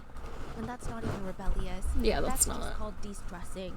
And of course, he never watched so much that it would affect his grades. Like, he would finish all of his Reject studies social before he watched activity. It's anime. embrace being Like, alone this by was yourself. their son, and now he's missing. Nah. And the authorities were hinting at the fact that maybe Xing had walked off the campus by his own free will. They argued that maybe Xing just got tired of school and left. It doesn't He's sound over like it. him. He doesn't want to study anymore. He snapped. That was the best explanation that existed. And the family was like, no, absolutely not. They argued that is logically incomplete. You can't just say that because you can't find anything else. You can't be like, because we can't find evidence of anything else, we think this is the theory. If you Yeah, want to he's argue dead. that he walked out of campus, you need a witness or you need evidence to make you believe this theory. Something that would bolster this waterless, faceless theory. And it's, what are you saying? It doesn't make sense, okay? So a month into the search, the Hu family lawyered up and released a statement. The statement was titled, Suspicion of a Campus Burial Case in Shaanxi. So they were requesting immediate criminal investigation. A campus burial case meant that the family was terrified that the school was trying to bury his case and that Shing was literally buried on campus. They believe that his body was sound like being a hidden kindred on spirit. campus because Alright, it's he like a sounded locked so room nice. situation. Nobody saw him leave, no cameras caught him leaving, so he must still be on campus. Now, side note, there was a campus burial case that had taken China by storm recently. In 2019, a body was found buried in a high school's field track. It was discovered that a supervisor for doing the school renovations, he had gone missing during work one day. That was like years ago, decades ago. They found his body. So the case, reminded people that schools are not as safe as we think they are or even want them to be. Are you talking about the playground case? Yeah. Oh my gosh. Yeah, okay, so... Oh, was that's famous. a different case, Oh, I that's think. a different one. There's a lot of... It was a playground where they were doing renovations and they dug it up and they found a body. Dang.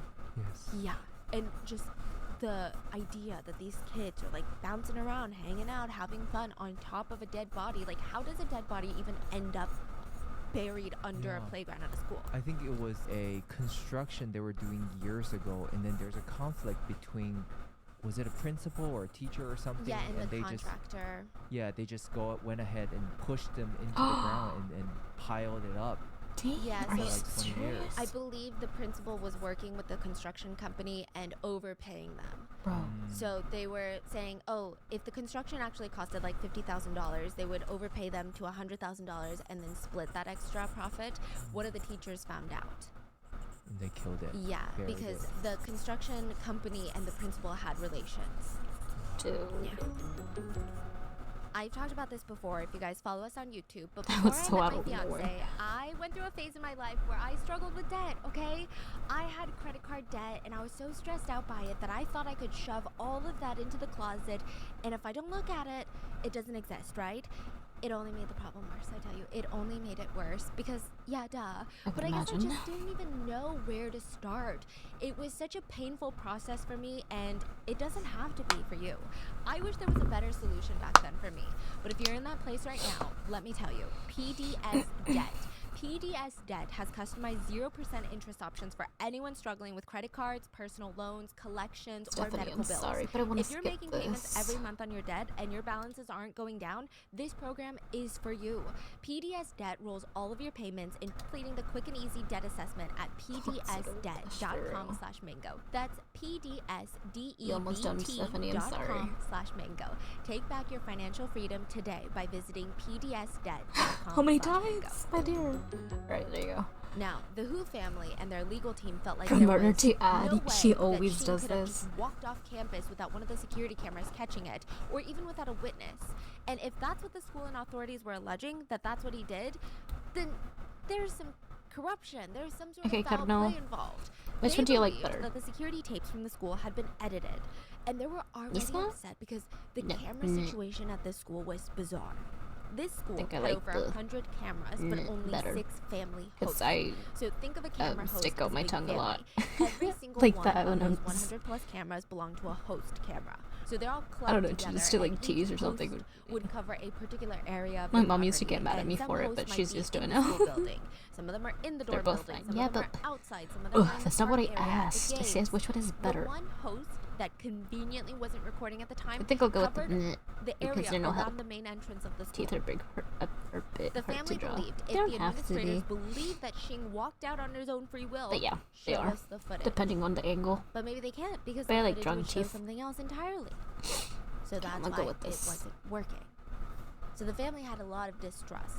The family suspected that someone had messed with the cameras before they were turned over to the authorities. Why would they think that?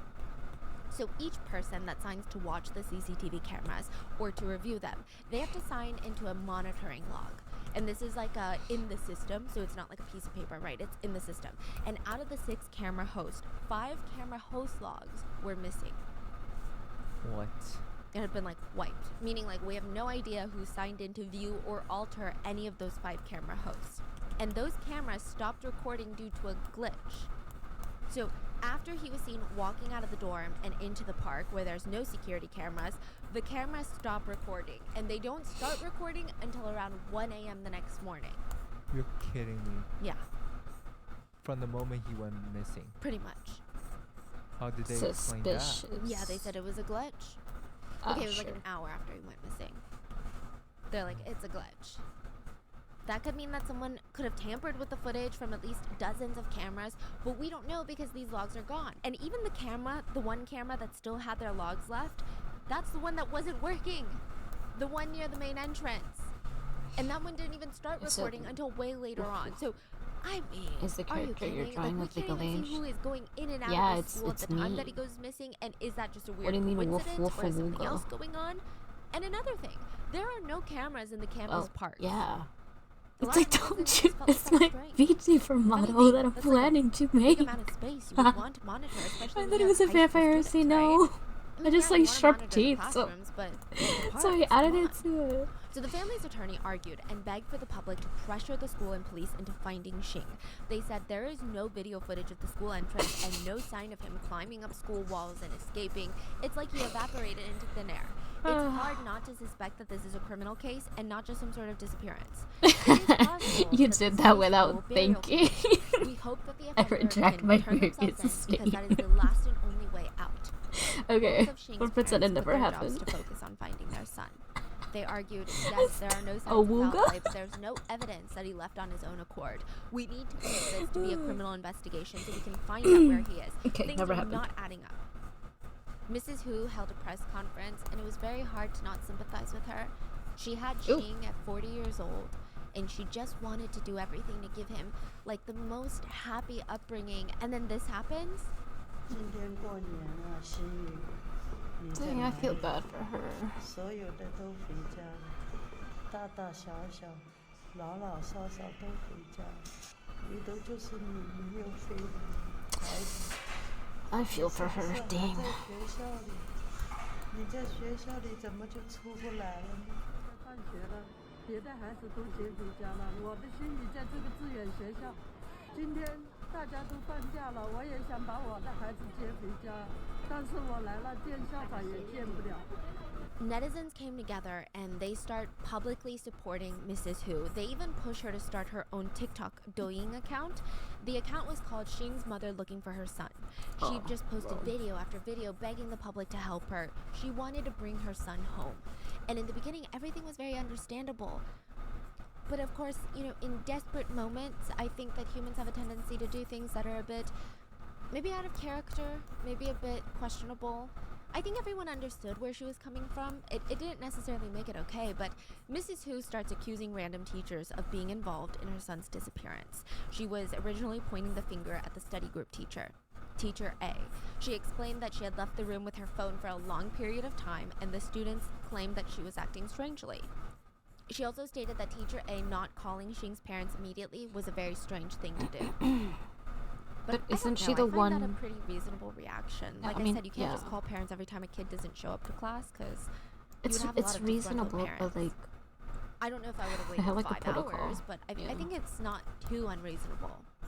Now, netizens disagreed with her slandering a teacher without any concrete evidence, but it's hard to turn on the Hu family. I mean, they would camp outside the school gates holding up signs that read, "Give me back my son." Like, it was heartbreaking.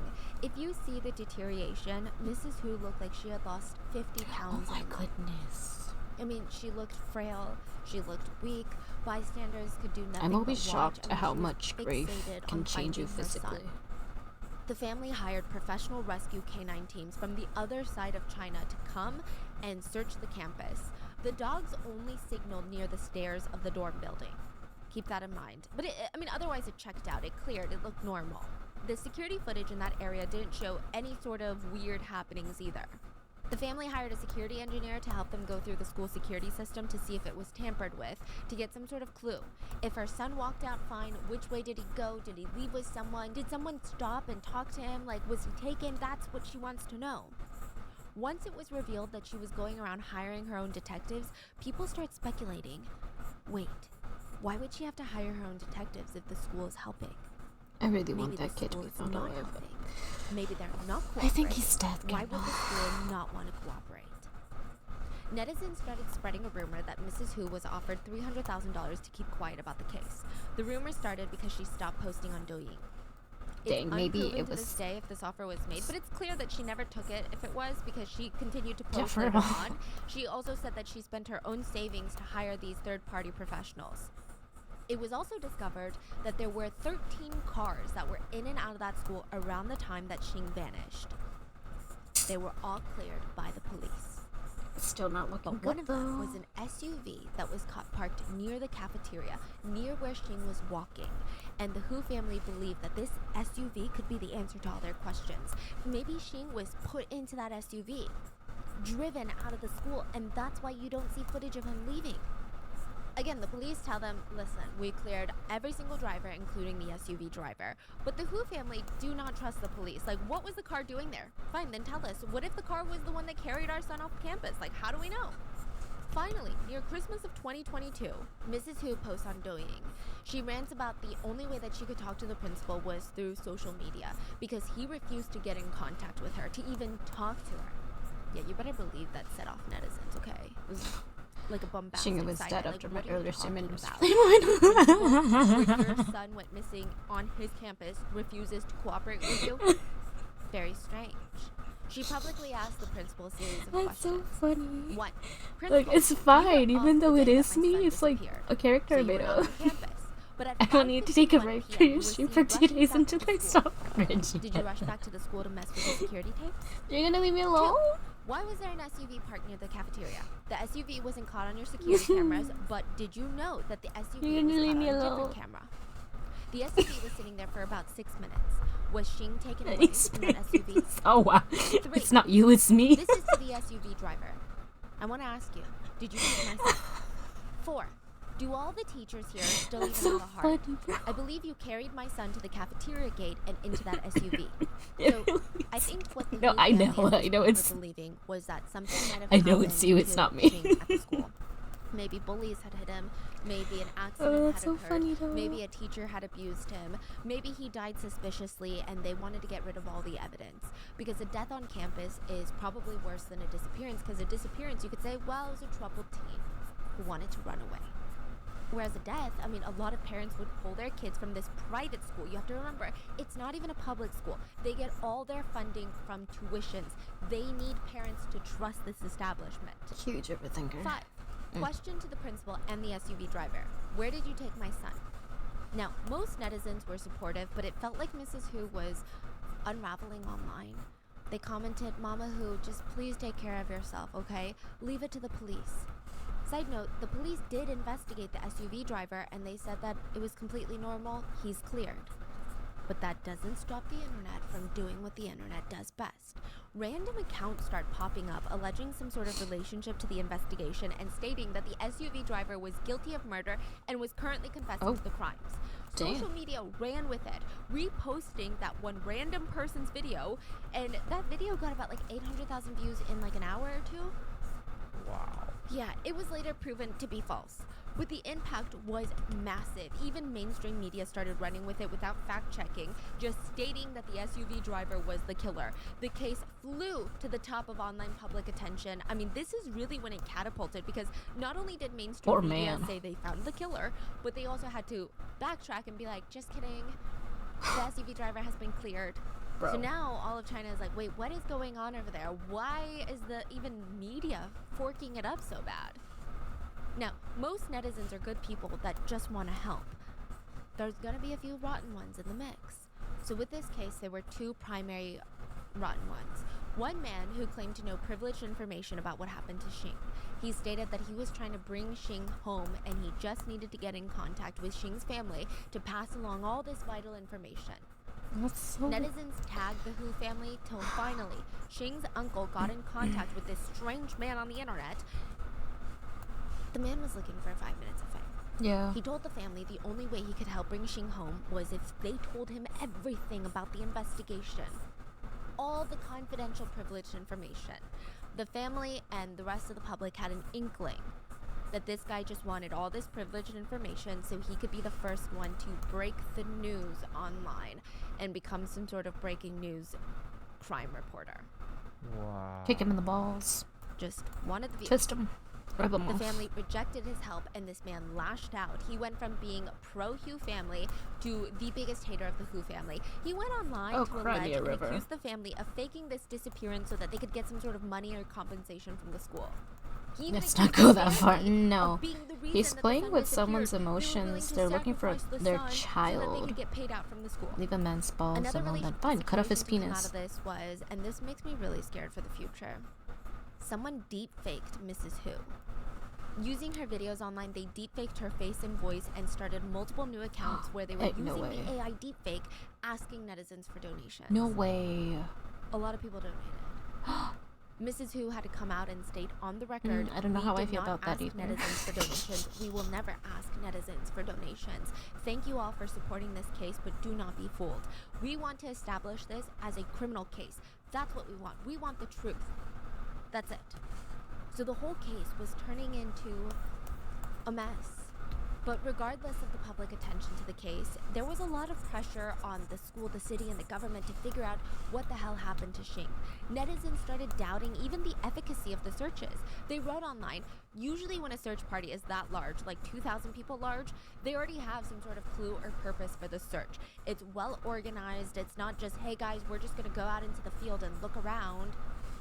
But as for Xing's case, there's no leads, no proof, no organization. It feels like he went missing inside the school. If they really wanted to search, they should start from the teachers, students, and parents that were in the school. There are still suspicions that the CCTV camera was tampered with. They should start with the security guards. Plus, the places that were searched, besides all the houses or all the public places that people pass through each day, Xing has been gone for almost 90 days. If traces of Xing were there, they would have been discovered a long time ago. So basically saying, even right now, the police are searching random places that don't even help the search. To make matters worse, at the end of the year, at the end of 2022, when Xing's mom went to the campus to search more for her son, they would not let her inside. What? She told netizens, "My son is in that school and I want to bring him home, but now we can't even enter the school. I want to see the principal, but I can't even do that. They won't pick up any of my calls." Bro. This enraged the public even further, which resulted in reporters and civilians lining up at the school gates to get information and to protest. The boarding school went into intense real? lockdown. Absolutely no outsiders were allowed inside the school gates. Reporters noted that the school was putting up new barbed wire fences along their eastern Dude. fence, which I get it. The You want to hell? protect your students, but overall, not great for optics. The school just kept finding itself in hot water. Immediately after, students had leaked messages that they were getting from administrators of the school, and the school was telling all the students and family members, keep quiet about this case. They stated rather bluntly that any student found discussing this case, even amongst each other, would be expelled. Why? What? Which feels like they're hiding something Yeah. to netizens. Netizens took to Weibo to argue, if we don't find this kid, all of China will come for this school.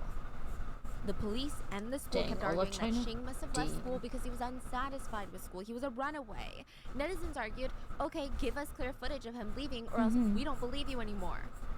Now, we slowly start charting into the conspiracy territory here, but Xing's mom posted a few pictures of notes that Xing had written in the margins of his school books.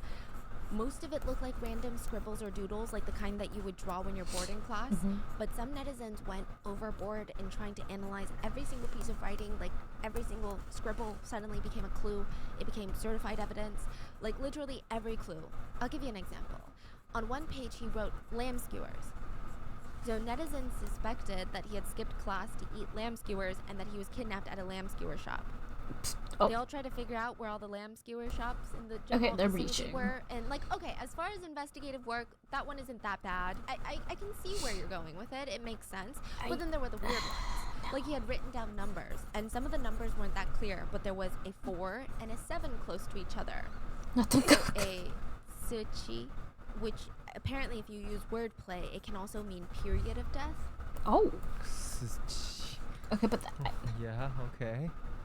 So they thought that maybe he was being stalked or he knew that he was going to die soon, that someone was creeping him out. The other numbers were 140, 50, 7,000, and 6,000. For some reason, netizens started speculating that he was burned to death, and Whoa. those were the temperatures of the furnace that he had been burned in. How would Yeah. he I know? think it was around this point that netizens caught themselves going too far, and they start reminding everyone, let's reel it back in and stop these baseless rumors because For real. we're becoming unhinged. But because everybody is getting so wrapped up in these conspiracies, the case becomes bigger than it ever was before. I mean, it was gaining so much attention that it started backfiring and harming the investigation.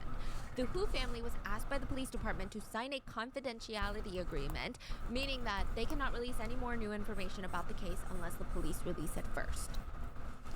The family agreed. They did not care. They just want to find their son. Yeah. It's not like they're doing this for social media clout. And for a while, it was crickets. Until Chinese-American detective Li Changyu gave his 2 cents on the case and the media went into this feeding frenzy. So if you don't know, Changyu is a huge name in the detective field. He is a famous criminal forensic expert in America. He's Chinese though. He's a legend. In China, Even in yeah. America. Yeah, he's a legend here too, yes. He's a legend. I think there's many cases we talked about in the past. He was a part of it. Okay, he completed his PhD in biochemistry in just 1 year. Usually it takes people 4-ish years to complete it. He was the first Chinese American to hold the highest position in the state police department in the entire US. Wow. He investigated more than 6,000 criminal cases in more than 17 countries. He worked on JFK's assassination, Oh, really? Nixon's Wow. Watergate scandal, Clinton's impeachment, O.J. Simpson's murder trial, the John Benet Ramsey case. He worked on that one.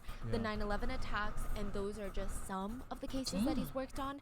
He is famous even in China, even though he's an American detective. He's been nicknamed the #1 Chinese detective. Wow. Yeah, if something happened, he's the one to solve it. He was asked about this case. And he Okay. said, first of all, I've never been to the crime scene, so I just want to clear the air. I don't want to start false rumors. I am just gonna, you tell me what you know, and I will tell you my expert advice. So he's not saying this is what happened. He's not saying I investigated, I talked to people. It was literally just a question, and someone was like, okay, so this student went missing, and like blah, blah, blah, blah. And he's like, from that information you just gave me, he said, I've been in the detective field for many years and I've seen all sorts of crimes. According to the past cases, the possibility of a 15-year-old boy leaving the campus on his own like this, very unlikely. The security cameras on campus also did not catch him leaving, so how could the police give out such a conclusion without evidence to support it? Yeah. I've never been to the crime scene and I can't spread false rumors, but from my experience, I believe that Xing had already been harmed and it happened inside or around the school premises. He's probably hidden inside the school. Another possibility is that it was organized crime and everyone is giving the same verbal evidence. So for the offender, what I've learned is, this is crazy. The most dangerous place is usually the safest place. Wow. So to commit a crime at a school where you're familiar with or your home, it's the most dangerous because that's where the police will search, but it's the safest. Netizens took that to mean that there is a possibility of this being an inside job. That meant that the personnel and the students on campus weren't cleared, even though they were cleared by the police. They took it to mean that multiple people could have faked a story and convinced everyone to share that story over and over and over again until it became the truth. The most dangerous place is usually the safest place. He's hinting that the culprit being someone at the school had heard him at the school and he's still at the school. He also went on to question the police and he stated, my analysis comes from similar previous cases, more than this specific case in particular. But Xing is a minor, and according to the footage and information that the police do have, there is a possibility that he was harmed or harassed and could be in a life-threatening situation. According to the law, it should be classified as a criminal case. At this point, the police have not done so.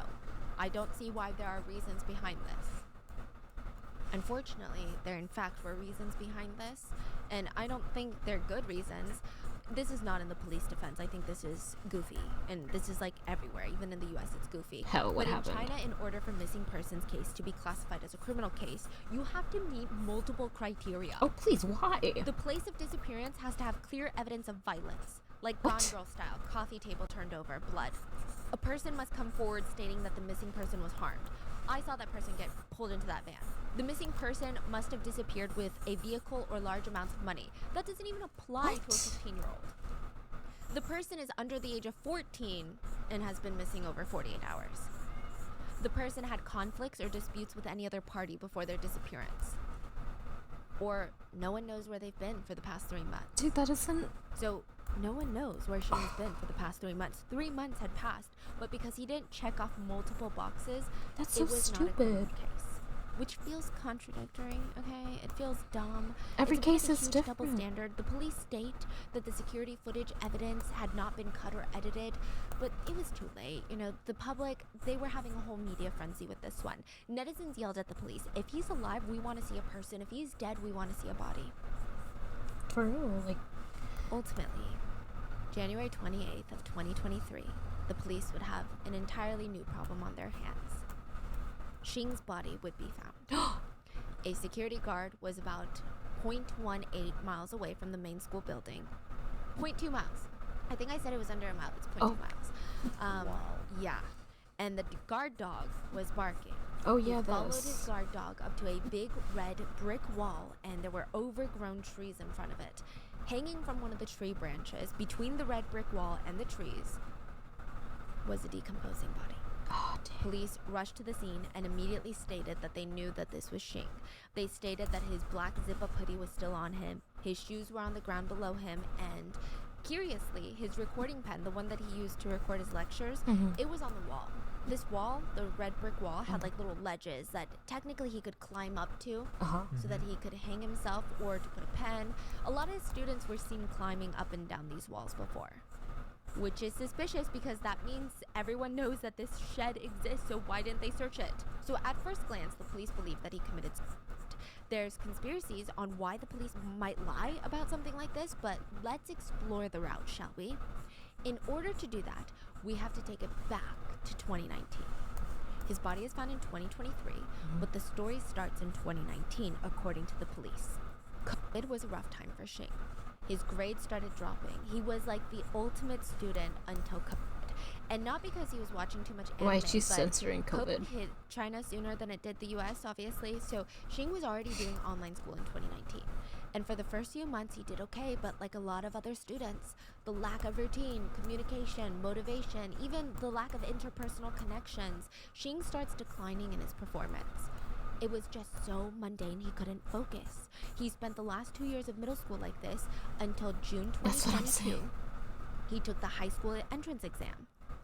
In China, there's not just a college entrance Maybe it's exam, because there are of high school entrance the exams. racial The issues higher that you score, rose the with better the high school COVID, that you get placed and it's in into, China, which is so- insane because the high school kind of sets you up for the college that you go to, which sets you up for life. So by the For time real. that you're in 8th grade, your whole life is in the trajectory of this one freaking exam. Insane. I can't even. So most middle schoolers in China are probably more stressed out than a 40-year-old in America. Like the amount of pressure they face is astronomical. So Xing knew his grades had been slipping recently with all the online classes, but he had been preparing for these exams since like the beginning of his life, okay?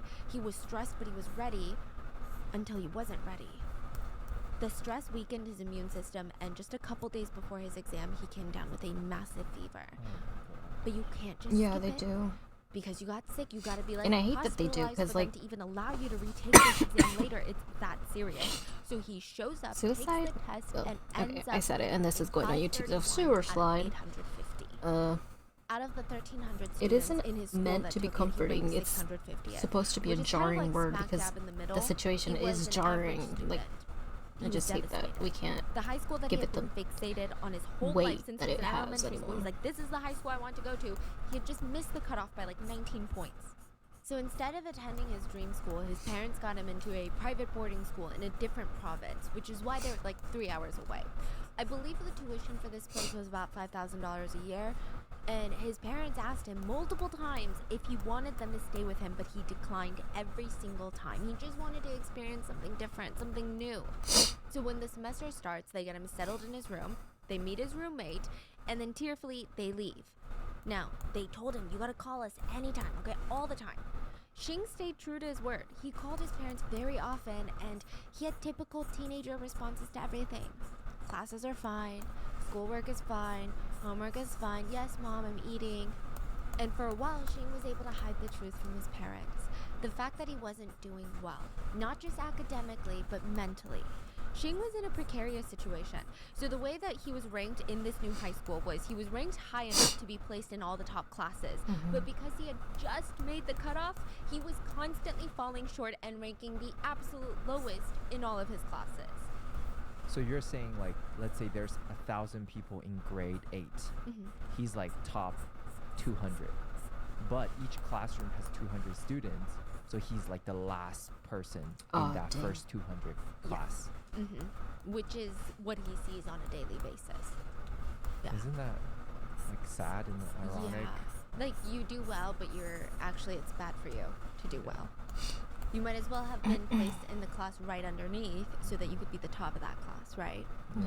So it was really hard for him. And unlike a lot of the kids that went to the school, Xing was born to a very, very average family. And one of the main things that they tell you, no matter what country you're in, one of the easiest ways to escape your socioeconomic class is to get a high education. I'm sure he heard this over and over again and believed he was taking this one and only chance for not only helping himself, but also his family, his parents. Yes, if you don't mind. It felt like no matter how hard he studied, he just... Alright, so basically, like, you know, like, there's always that roster, like, well, in school, like, what's it called? I forgot, like, they give you, like, well, in my school anyways, they would give you a medal depending on what your grades were, like, at the end of the year. So he was, like, the number 200 because he was, like, good. But, like, like, you know, you should be proud, right? Because you're, like, in the 200s. But that was, like, the number of people that they were, like, they would split the ranks between, like, classes, and there was, like, 200 people in his class, so that meant he was the last of his class. Like, he was in a good class, but it wasn't, like, enough to be, like, being 200, like, just wasn't good enough for him, you know? It's one of those things, like, just, like she said, might as well just be first in the second one, in the third class. Yeah, he was the worst best student. Yeah, basically. So he was getting sad over his grades and depressed over it, yeah. Thank you, Teacher Griffin. And no problem, my dear student. Couldn't improve, and then slowly it started feeling like, what is the point of studying if I can't even improve at all? Like, what is the point to any of this? By September 2022, Xing was allegedly so frustrated and helpless, he told his mom all of these things. He just asked, can I please just drop out? Xing, you've only been there for a couple months, and of course it's gonna be hard, it's gonna be an adjustment period, but you've always been a good student. You're gonna get better with time. Don't drop out, just give it a little while longer. Xing was not having it. He told her passionately, I hate studying, I don't want to be here, I hate it here. His mom reassured him that the beginning of October was a national holiday, so that they're going to pick him up, go home, he's going to have a few days at home, and it'll be great. Like, maybe you just need a week off to take your mind off of things. Now, on this visit home, everyone noticed that Xing was not acting like himself. I don't think that he was acting so abnormally that warranted people to be like, oh my god, I'm so worried, I need to do something about it. But for example, he was talking to his grandma on the phone, and she's like, oh my god, I didn't know you were in town. Like, when are you going to come visit me? And he snapped on her. He said, I don't have to come visit you every time I'm in town, you know that, right? Oh. It was so out of character. But people forgot about it because just 2 days later, he visited his grandma, helped with the chores, and everything seemed normal. Everyone seemed happy. Once break was over, he went back to school. That was the beginning of October, like the first week. October 14th, he went missing. So they're confused. I mean, Xing's family, they're confused at how quickly things might have developed. It didn't even cross their minds that he could have hurt himself or that he even wanted to. They never suspected a single thing. Now, authorities believe that he climbed the little ledge of the outer shed walls to tie both of his shoelaces to a tree branch and then around his neck to sustain his weight. Then he jumped from the wall ledge, letting gravity do its work, and effectively ending his life.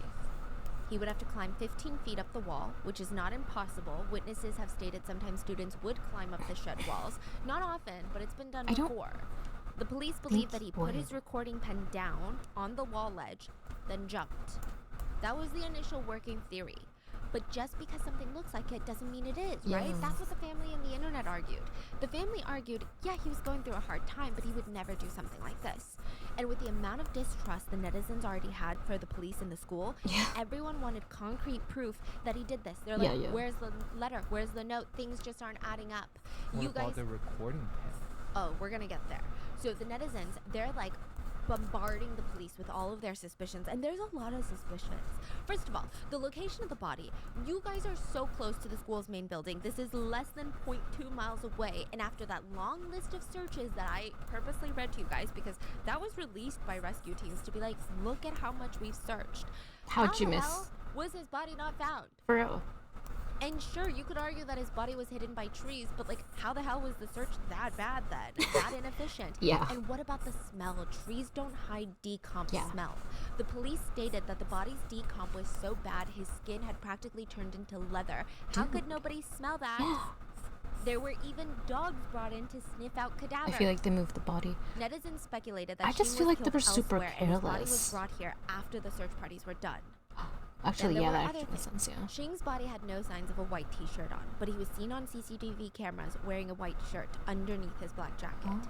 And speaking of black jacket, his black jacket, oh, this is weird. Now you were it cooking, was on Colonel. backwards and zipped all the way up. What? So imagine you have a hoodie zip up. You put the arms in, and the hood is in front of your face. And you don't put the hood on your face, but you put your arms to the back and you zip up all the way. I mean, it's possible, but it. That is Why would so you? weird. And Someone nearly dressed impossible. him. I mean, I guess it'd be possible if you It's put it on like a crew what- neck. Yeah, what situation would Checkmate. you do that? Yeah. Yeah, like. That is so unnatural. Unless you're being silly with So your friends, you're not doing that. I mean, maybe he wanted to put the hood on to cover his face, and then it fell off, but it's still very... People tried to do it at home, and netizens found it nearly impossible to zip it all the way up in the back. Even the most flexible people were struggling to do this, and you're telling me that in his last moments, that is what he chose to do? Yeah. And then you have the shoelace. Netizens do not believe that 1 or 2 shoelaces can withstand the weight for No, not just his death, but for months and months. That's what I'm saying. We don't know yeah. Shing's exact weight, but looking at CCTV, he looks average to thin-sized. So this one, I don't know what to think. So even though his body was found, it looked like there were more mysteries, more questions, and it was only getting deeper. Netizens started to scream online, we need to figure out where his feet were pointed. Netizens argued that if his feet were pointed downwards, like his toes were pointing to the ground, then he must have died via hanging. But if they were parallel to the floor, then he might have died in a separate position when rigor mortis had set in, and then his body was hanged. Yeah. To this day, it was never released where his feet were pointing. Which is pretty easy to prove in 2023 with crime scene photos. I mean, you don't have to release the photos, but you could just tell people where the feet were pointing. But because of these questions, the police had failed to answer immediately and satisfy the online theories. You know, these theories spread like wildfire. So let's explore some of the biggest conspiracies before the police come back with their own theory. The evil chemistry teacher. Let's call him Teacher B. Teacher B was not only Shing's chemistry teacher, but also his I feel like homeroom the teacher. schools are the So this is ones going to who be move the the teacher body. that is most in Could be tune with Shing, possible, like the most, honestly. they're They working try to side by cover it side. up. The internet hates this guy. A lot of it is pretty privilege. I'm dead serious. People literally hated the way he looked, stating that he didn't look like a good person. He didn't look like a good teacher. He was bald, had small eyes, and a big build, which many netizens deemed to not be a morally nice person look. Okay, that's just I mean. don't know how to unpack that one. But from there, it was just confirmation bias. They found all these things about him online that they didn't like about him. And to be fair, they were pretty bad, okay? But I don't know if it makes him capable of murder. Teacher B graduated from one of the top universities in China, which is why it was easy for other teachers to overlook the fact that he was the principal's nephew. Oh. He had the education to back up his position, and he Oh, that does apparently make did him so well that he was suspicious. quickly promoted as vice principal. I'm sure it had nothing to do with his relation to the principal. For real. He took the role, but he also kept teaching chem and Nepotism, English yeah. class. People said he was a genius. People said that he could have easily found a way to kill Shing in a way that would be undetected in Shing's body. And maybe he did it to prove to, like, this guy seemed egotistical, that's what people said. Maybe he did it to prove that he could commit the absolute perfect murder. Other evidence, quote, evidence, if you will, to back it up, is Shing's family came to record at the school to show the public that nothing was being done about their son. So they're like filming around the school, and Teacher B was there, and he's like, hey, can you stop filming me? Asking the Hu family. And the way that he spoke to the family was very heartless, you know, most people felt compassion for the parents, but the way that he was doing it was like, hey, legally you're not allowed to film me. Very Karen. And technically, Teacher B was in his legal right to ask the Who family to stop recording, but they refused, and they were very upset. They were saying things like, okay, well, if you don't want to be filmed, then you can stand away from the camera. Like, we're not trying to get you. You can stand over there. We're not trying to film Move you. your ugly mug. Get out of the way then, if you don't want to be in the video. I'm sorry. Teacher B said, no, I'm going to stay right here. Why should I move? 就为了家属为了取证嘛，拿手机在录视频，然后其中有一位老师 He's not that ugly even. Why are people so mean to him? 你不倾向了我的 For real, if he's 我 like... 们家属啊，你要是介意你的肖像 Oh, wait, 权， that... 我们可以， Oh, that's someone 你 else. 不要来凑这个热闹，你可以回避。他说不行。 Yeah, that's someone else. I was about to say, dang, people in China are harsh. 后来他很凶的抢我老婆的手机，把我的手机的老婆这个 Nah, this is someone else. 然后就是这个光头老师，他很凶。 Oh yeah, they censored his face. Yeah. Netizens Okay. didn't like it. I mean, it wasn't a good look for Teacher B. I And, mean, like, it wasn't, technically, it but- doesn't make him guilty of murder. Yeah. But I will say it's a very strange reaction. Netizens said, as Xing's homeroom teacher, a student from one of his classes was missing. Shouldn't he be actively cooperating with the parents, or I don't know, have at least a little bit more compassion? But it seemed like he just was very like, no, legally you're not allowed to film me. It's just weird. Later, netizens found an online forum. They so ugly that no, no, it's because if he doesn't want to be on a if he says he doesn't want to be in the video, then he can't. Like legally, they have to. Remember how the police had You know, professionals not look through have the them. security tapes to see if the footage had been tampered with, and they said that it wasn't?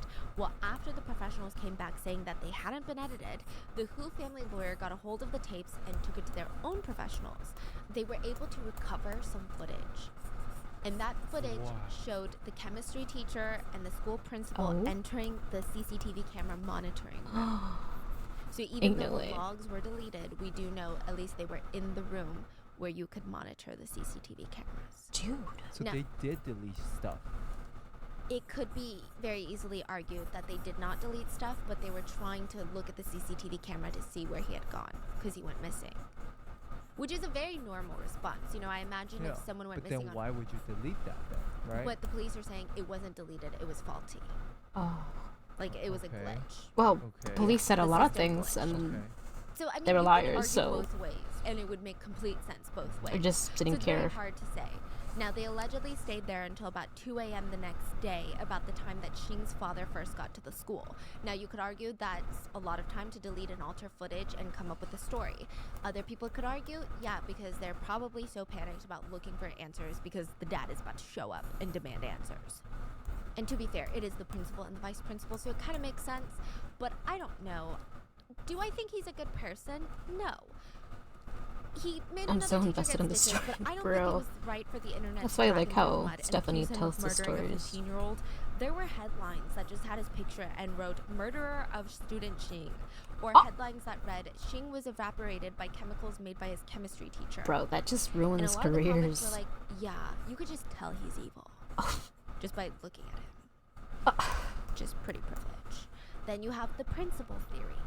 So remember, the principal is the chemistry teacher's uncle. So these two theories are about to merge. According to some of Xing's classmates, Xing had a girlfriend, and there was a rumor that Xing went to visit his girlfriend in her dorm room at around 10:30 a.m. October 1st, so 2 weeks before he vanished. And he found the principal in there with his pants around his ankles. Ooh. Classmates said Xing saw the principal quickly pull up his pants and push past Xing as he left the room. His girlfriend started crying and told him through her sobs that she had been R-worded by the principal.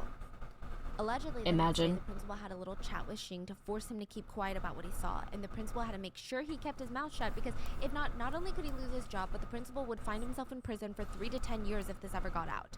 So maybe, just maybe, the principal asked the chemistry teacher, his nephew, to help him, you know? Get rid of a A body. piece of evidence to support this theory is that apparently Xing had called his mom on that day crying and just said that he really wanted to cry, but no matter how much she asked, he refused to tell her the reason why. The two of them, potentially, the theory is, plotted for Xing to go missing, come and they asked him it's to meet with YouTube, him bro. on the night of October 14th, and that's If why she the doesn't want to get cameras her were video to scheduled get be taken shut down, off. she just has to take So they precaution. scheduled for the cameras to all go down. They were going to meet with him, so instead of him heading to studying class, he was going to go meet with the principal and the vice principal. Other things that support this theory was that there were rumors that this school had mistreated students and led them to take their own lives. 3 years ago, a female student ended her life by jumping from the roof. The school allegedly gave her family over $100,000 to keep quiet. Bro. A few months before Xing died, another girl died, and the story was that she was caught cheating on her test and her teacher wanted her to pay money. What? It sounds like blackmail, like, hey, pay me money and I'm not going to report it type of thing. She was very stressed and ashamed and she ended her life. Now, some students said that's not actually what happened. She was essayed by administrators and that's why she took her life. Again, these are all internet speculations. There are 2 students that did die other than Xing, but the reason why, it's all speculation. Now, in the end, the police cleared the chemistry teacher and the principal of any wrongdoing. So then we have the blanket theory. The what theory? The what? So some deleted footage from CCTV cameras were recovered by the hired professionals from the family, and one of them was from the stairs of the dorm building. Remember where their professional sniffer dogs came in and also signaled? And the footage shows around the time that Xing disappeared, there was a white blanket that fell down the stairs. And the white blanket, like imagine throwing a white blanket down the stairs. You kind of can already picture how it's gonna tumble down the stairs. This white blanket looks like Casper the Friendly Ghost. Like the way that it falls down the stairs, it looks like there's something in the white blanket. I'm gonna be honest with you, it looks like something's in the white blanket. But the theory gets a little crazy, okay?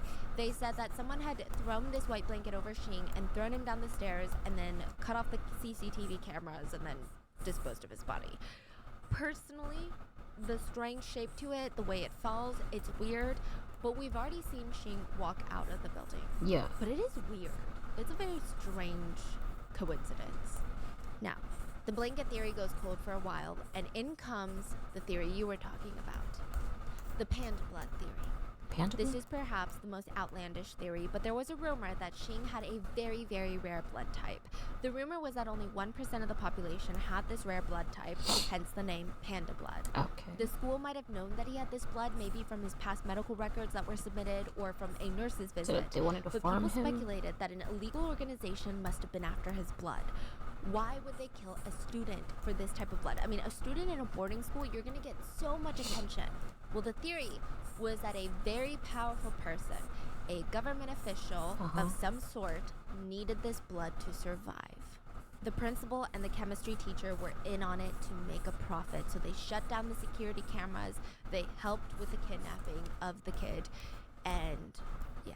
Okay, yeah, Now, this the one thing does feel like a little bit of a Netizen said that reach. he had RH Yeah. blood. But RH is not a blood type, it's a protein. So either you have this protein or you don't. There's only 4 known blood types. There's A, B, AB, and O. And if you have the RH protein, you're typically a positive blood type, like you're either A+, B+, AB+, or O+. So it's not really rare at all. Yeah. Panda blood is not really a thing. Yeah, I mean, I believe there are rarer blood types. Like O blood is highly sought after because, you know. Yeah, but it's common. Yeah. Some people said it was for his organs, but I mean, you know, you would imagine then that his entire body would have been drained of blood completely Yeah, for real. if it was a rare blood type, or that his organs would have been missing, and there is no indication of any of that. In the end, the police did find evidence that he had taken his own life. So remember the recording pen that he had left behind. They were able to retrieve all the audio, and you know, the police handed over the audio recordings to the family, but the police did not release them to the public. It's just really dark. The transcripts were released October 14th, the day of the disappearance, at 5:40 p.m. So this is when he's on that 5th floor balcony. He turned on his pen and he said, "Now that I'm standing here, I feel so nervous. My heart is beating so fast. To be honest, I don't really have a reason why. I just feel like life has no meaning. What would happen if I jump? I don't know. Probably no one would notice for now, but after a few days, people will definitely notice. Why didn't I jump? I really want to jump? No. No, maybe I don't." The second recording was taken the same day at 11:08 p.m. It's speculated that this was when he took his own life. And he said, "There's no more meaning. It's almost midnight. I might as well just wait a little bit longer and die. I can do it because today I just feel so unsure. Now I just want to die. I really feel like there's no longer any meaning in life. Fellow students and teachers came to state that he expressed on multiple occasions that he was stressed. He had insomnia, he was struggling to stay focused on his studies. It's believed that the tipping point for 15-year-old Xing was just 3 days before his disappearance. He ranked the lowest in his class on his geography test. Other notes were found in his notebook that were not just random scribbles and doodles, and he wrote, "If I feel useless, I should think about where to go and bring up the idea of going back home. First, I should consider how to tell teacher A. It's best to be specific. I'm worried about how this will affect others. I don't want to bother her. I'll just adjust my emotions myself. I care a lot about how others feel, but I'm not unsociable." Another one said, "It's so hard to adapt to this new environment. My introverted personality is so annoying. Maybe I can't blame it all on my personality. This is just me. I can write to calm down my emotions, though." Another one, "I finally understand those people with insomnia.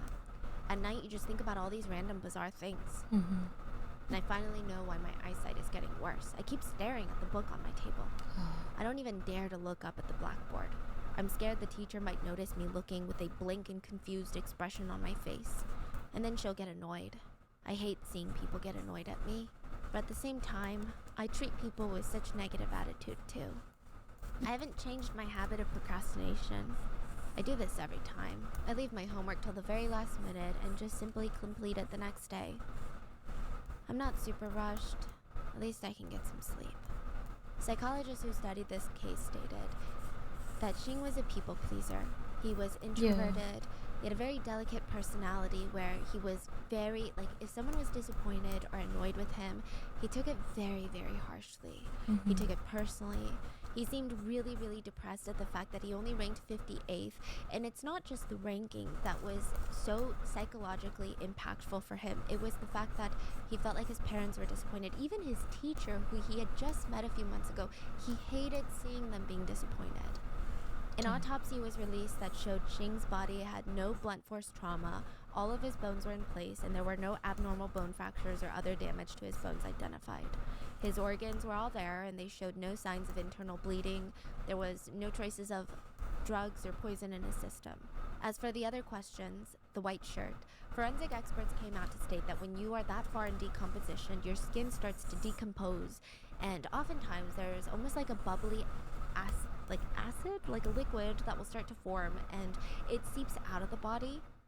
It's not acid, but it does have like a not a disintegrating texture, but for example, it's like if you were wearing a shirt and you got wet in the rain and it starts sticking to your body. Like that could potentially happen during decomp, and it caused the white shirt to stick to his body, and then the further along that he got in the decomposition and being exposed to the outdoors and exposed to the elements as well as other organisms like maggots and flies and wild animals, basically his body blackened and rotted, and so did the white t-shirt. They stated that this was nothing new or strange in the decomposition But what about process. the jacket? What about the shoelace? It was argued that because there were 2 shoelaces, it held his weight, and he was a little bit on the frailer side. Well, I mean, if it was Now, depressed, why didn't maybe they find his stop body sooner? working. The police argued Eating. that because there were usually stationed guards at this abandoned shed 24/7, when rescuers came to search the area, the guard just let them know that nobody had gone in or out of the sheds recently. So they just visually combed the area and left, and a thorough search was never done. Now, this one feels iffy, but it kind of reminds me of people being incompetent. Yeah. Like, I think the way that he got into that area, there probably wasn't a guard paying attention. Or maybe there was never a guard there, but the school was supposed to have a guard there. So they faked it later and was like, oh yeah, the guard was there. But I guess he just missed him. In the end, ultimately, it did seem like all the roads lead to him making the choice. The Hu family, they were devastated at their loss, and I'm sure there's a lot of emotions to unpack. I think with cases like this, there's like a lot of guilt. It didn't help that the netizens turned on the Hu family. A lot of netizens completely switched sides and went from giving support to Mrs. Hu to asking her, how did you not know? Were you just a tiger mom that only cared about grades? Bro. Maybe you pushed your son here. They were saying things like, how do you not even notice that he's struggling? Xing's mom cried and said, I didn't have a high education level. I didn't even know what depression was. I thought providing food, clothes, and education to my children was everything I needed to do. The online hate got so bad that Mrs. Hu deleted the post. How fickle the internet could be. They also For had to real. move out of their family home. Oh, dude. The case was not completely shut and done, though. You know, there are some still loose ends and theories floating around. First of all, netizens still have questions about how the body was when it was found. The jacket being on For real, backwards is a the big jacket. detail. I mean, even That's what I'm just the saying. fact that they didn't find the body sooner is a big detail that puzzled the internet. But as for the jacket, a psychologist came out and argued, sometimes people who are making this decision, they will do strange things that are hard for other people to understand. It shows their dissatisfaction in certain areas of their life. And in Xing's case, coming from a bit more superstitious background, it could mean that wearing his jacket backwards or throwing his, things backwards means that he hopes that in the afterlife, things would be the opposite of how they are in this life. They also stated that some people choose like to leave a they're letter reaching. by stating their grief, but others choose to leave quietly. And the psychologist stated sometimes people deliberately leave in a way that is mysterious, almost as their own sort of revenge on the world. I don't know. That one All was I can true, say but is from his notebook and writing, it seems like he was deteriorating mentally. Yeah. And oftentimes people don't notice how others are doing until it's too late. All we can do is just hope Xing is in a better place and that his family is able to slowly recover from their loss. I will say about the conspiracies on this case, I saw online discourse about it and I found it fascinating, but for a lot of netizens in China, they said that it was easier to come up with these conspiracies than face the harsh reality that the education system in China is so competitive and so cutthroat, it can even drive a 15-year-old to do or want to do unthinkable things. And sometimes coming up with these bizarre theories or conspiracies are just a way to cope with the depressing reality of this case. Yeah. And I can sympathize with that to a degree. But I don't know. What are your thoughts? Please stay safe, and I will see you guys on Sunday for the mini-sode. Bye. Dang.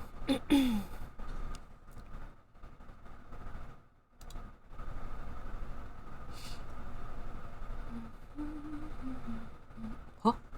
Mom found human head in son's closet and he's excited. Wow. Okay. That's nuts. What a dissatisfying ending. Yeah, well, sadly, that's often reality. It is weird that he zipped himself up backwards. That's like a plot hole that will haunt me. But just, yeah, well,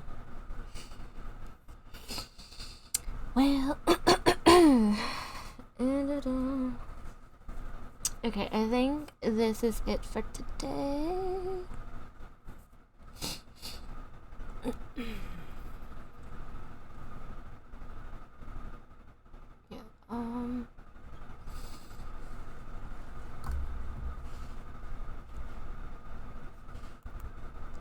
Yeah, yeah, my iPad is starting to get, it's not that bad, but yeah. I'm getting sleepy too, so no argument tonight. Yeah, okay, good. Nope. Alright, munchies, carno. Thank you so much for watching. I will catch you tomorrow. And I got stuff to forget. I'll see you in 2 days. 2 days? What do you mean? Tomorrow's Wednesday. Oh, I just got it. Okay. I guess I'll see you in 2 days, man. Alright, I'll probably do drawing tomorrow as well with some more botted mango. Alright, see ya, bye bye.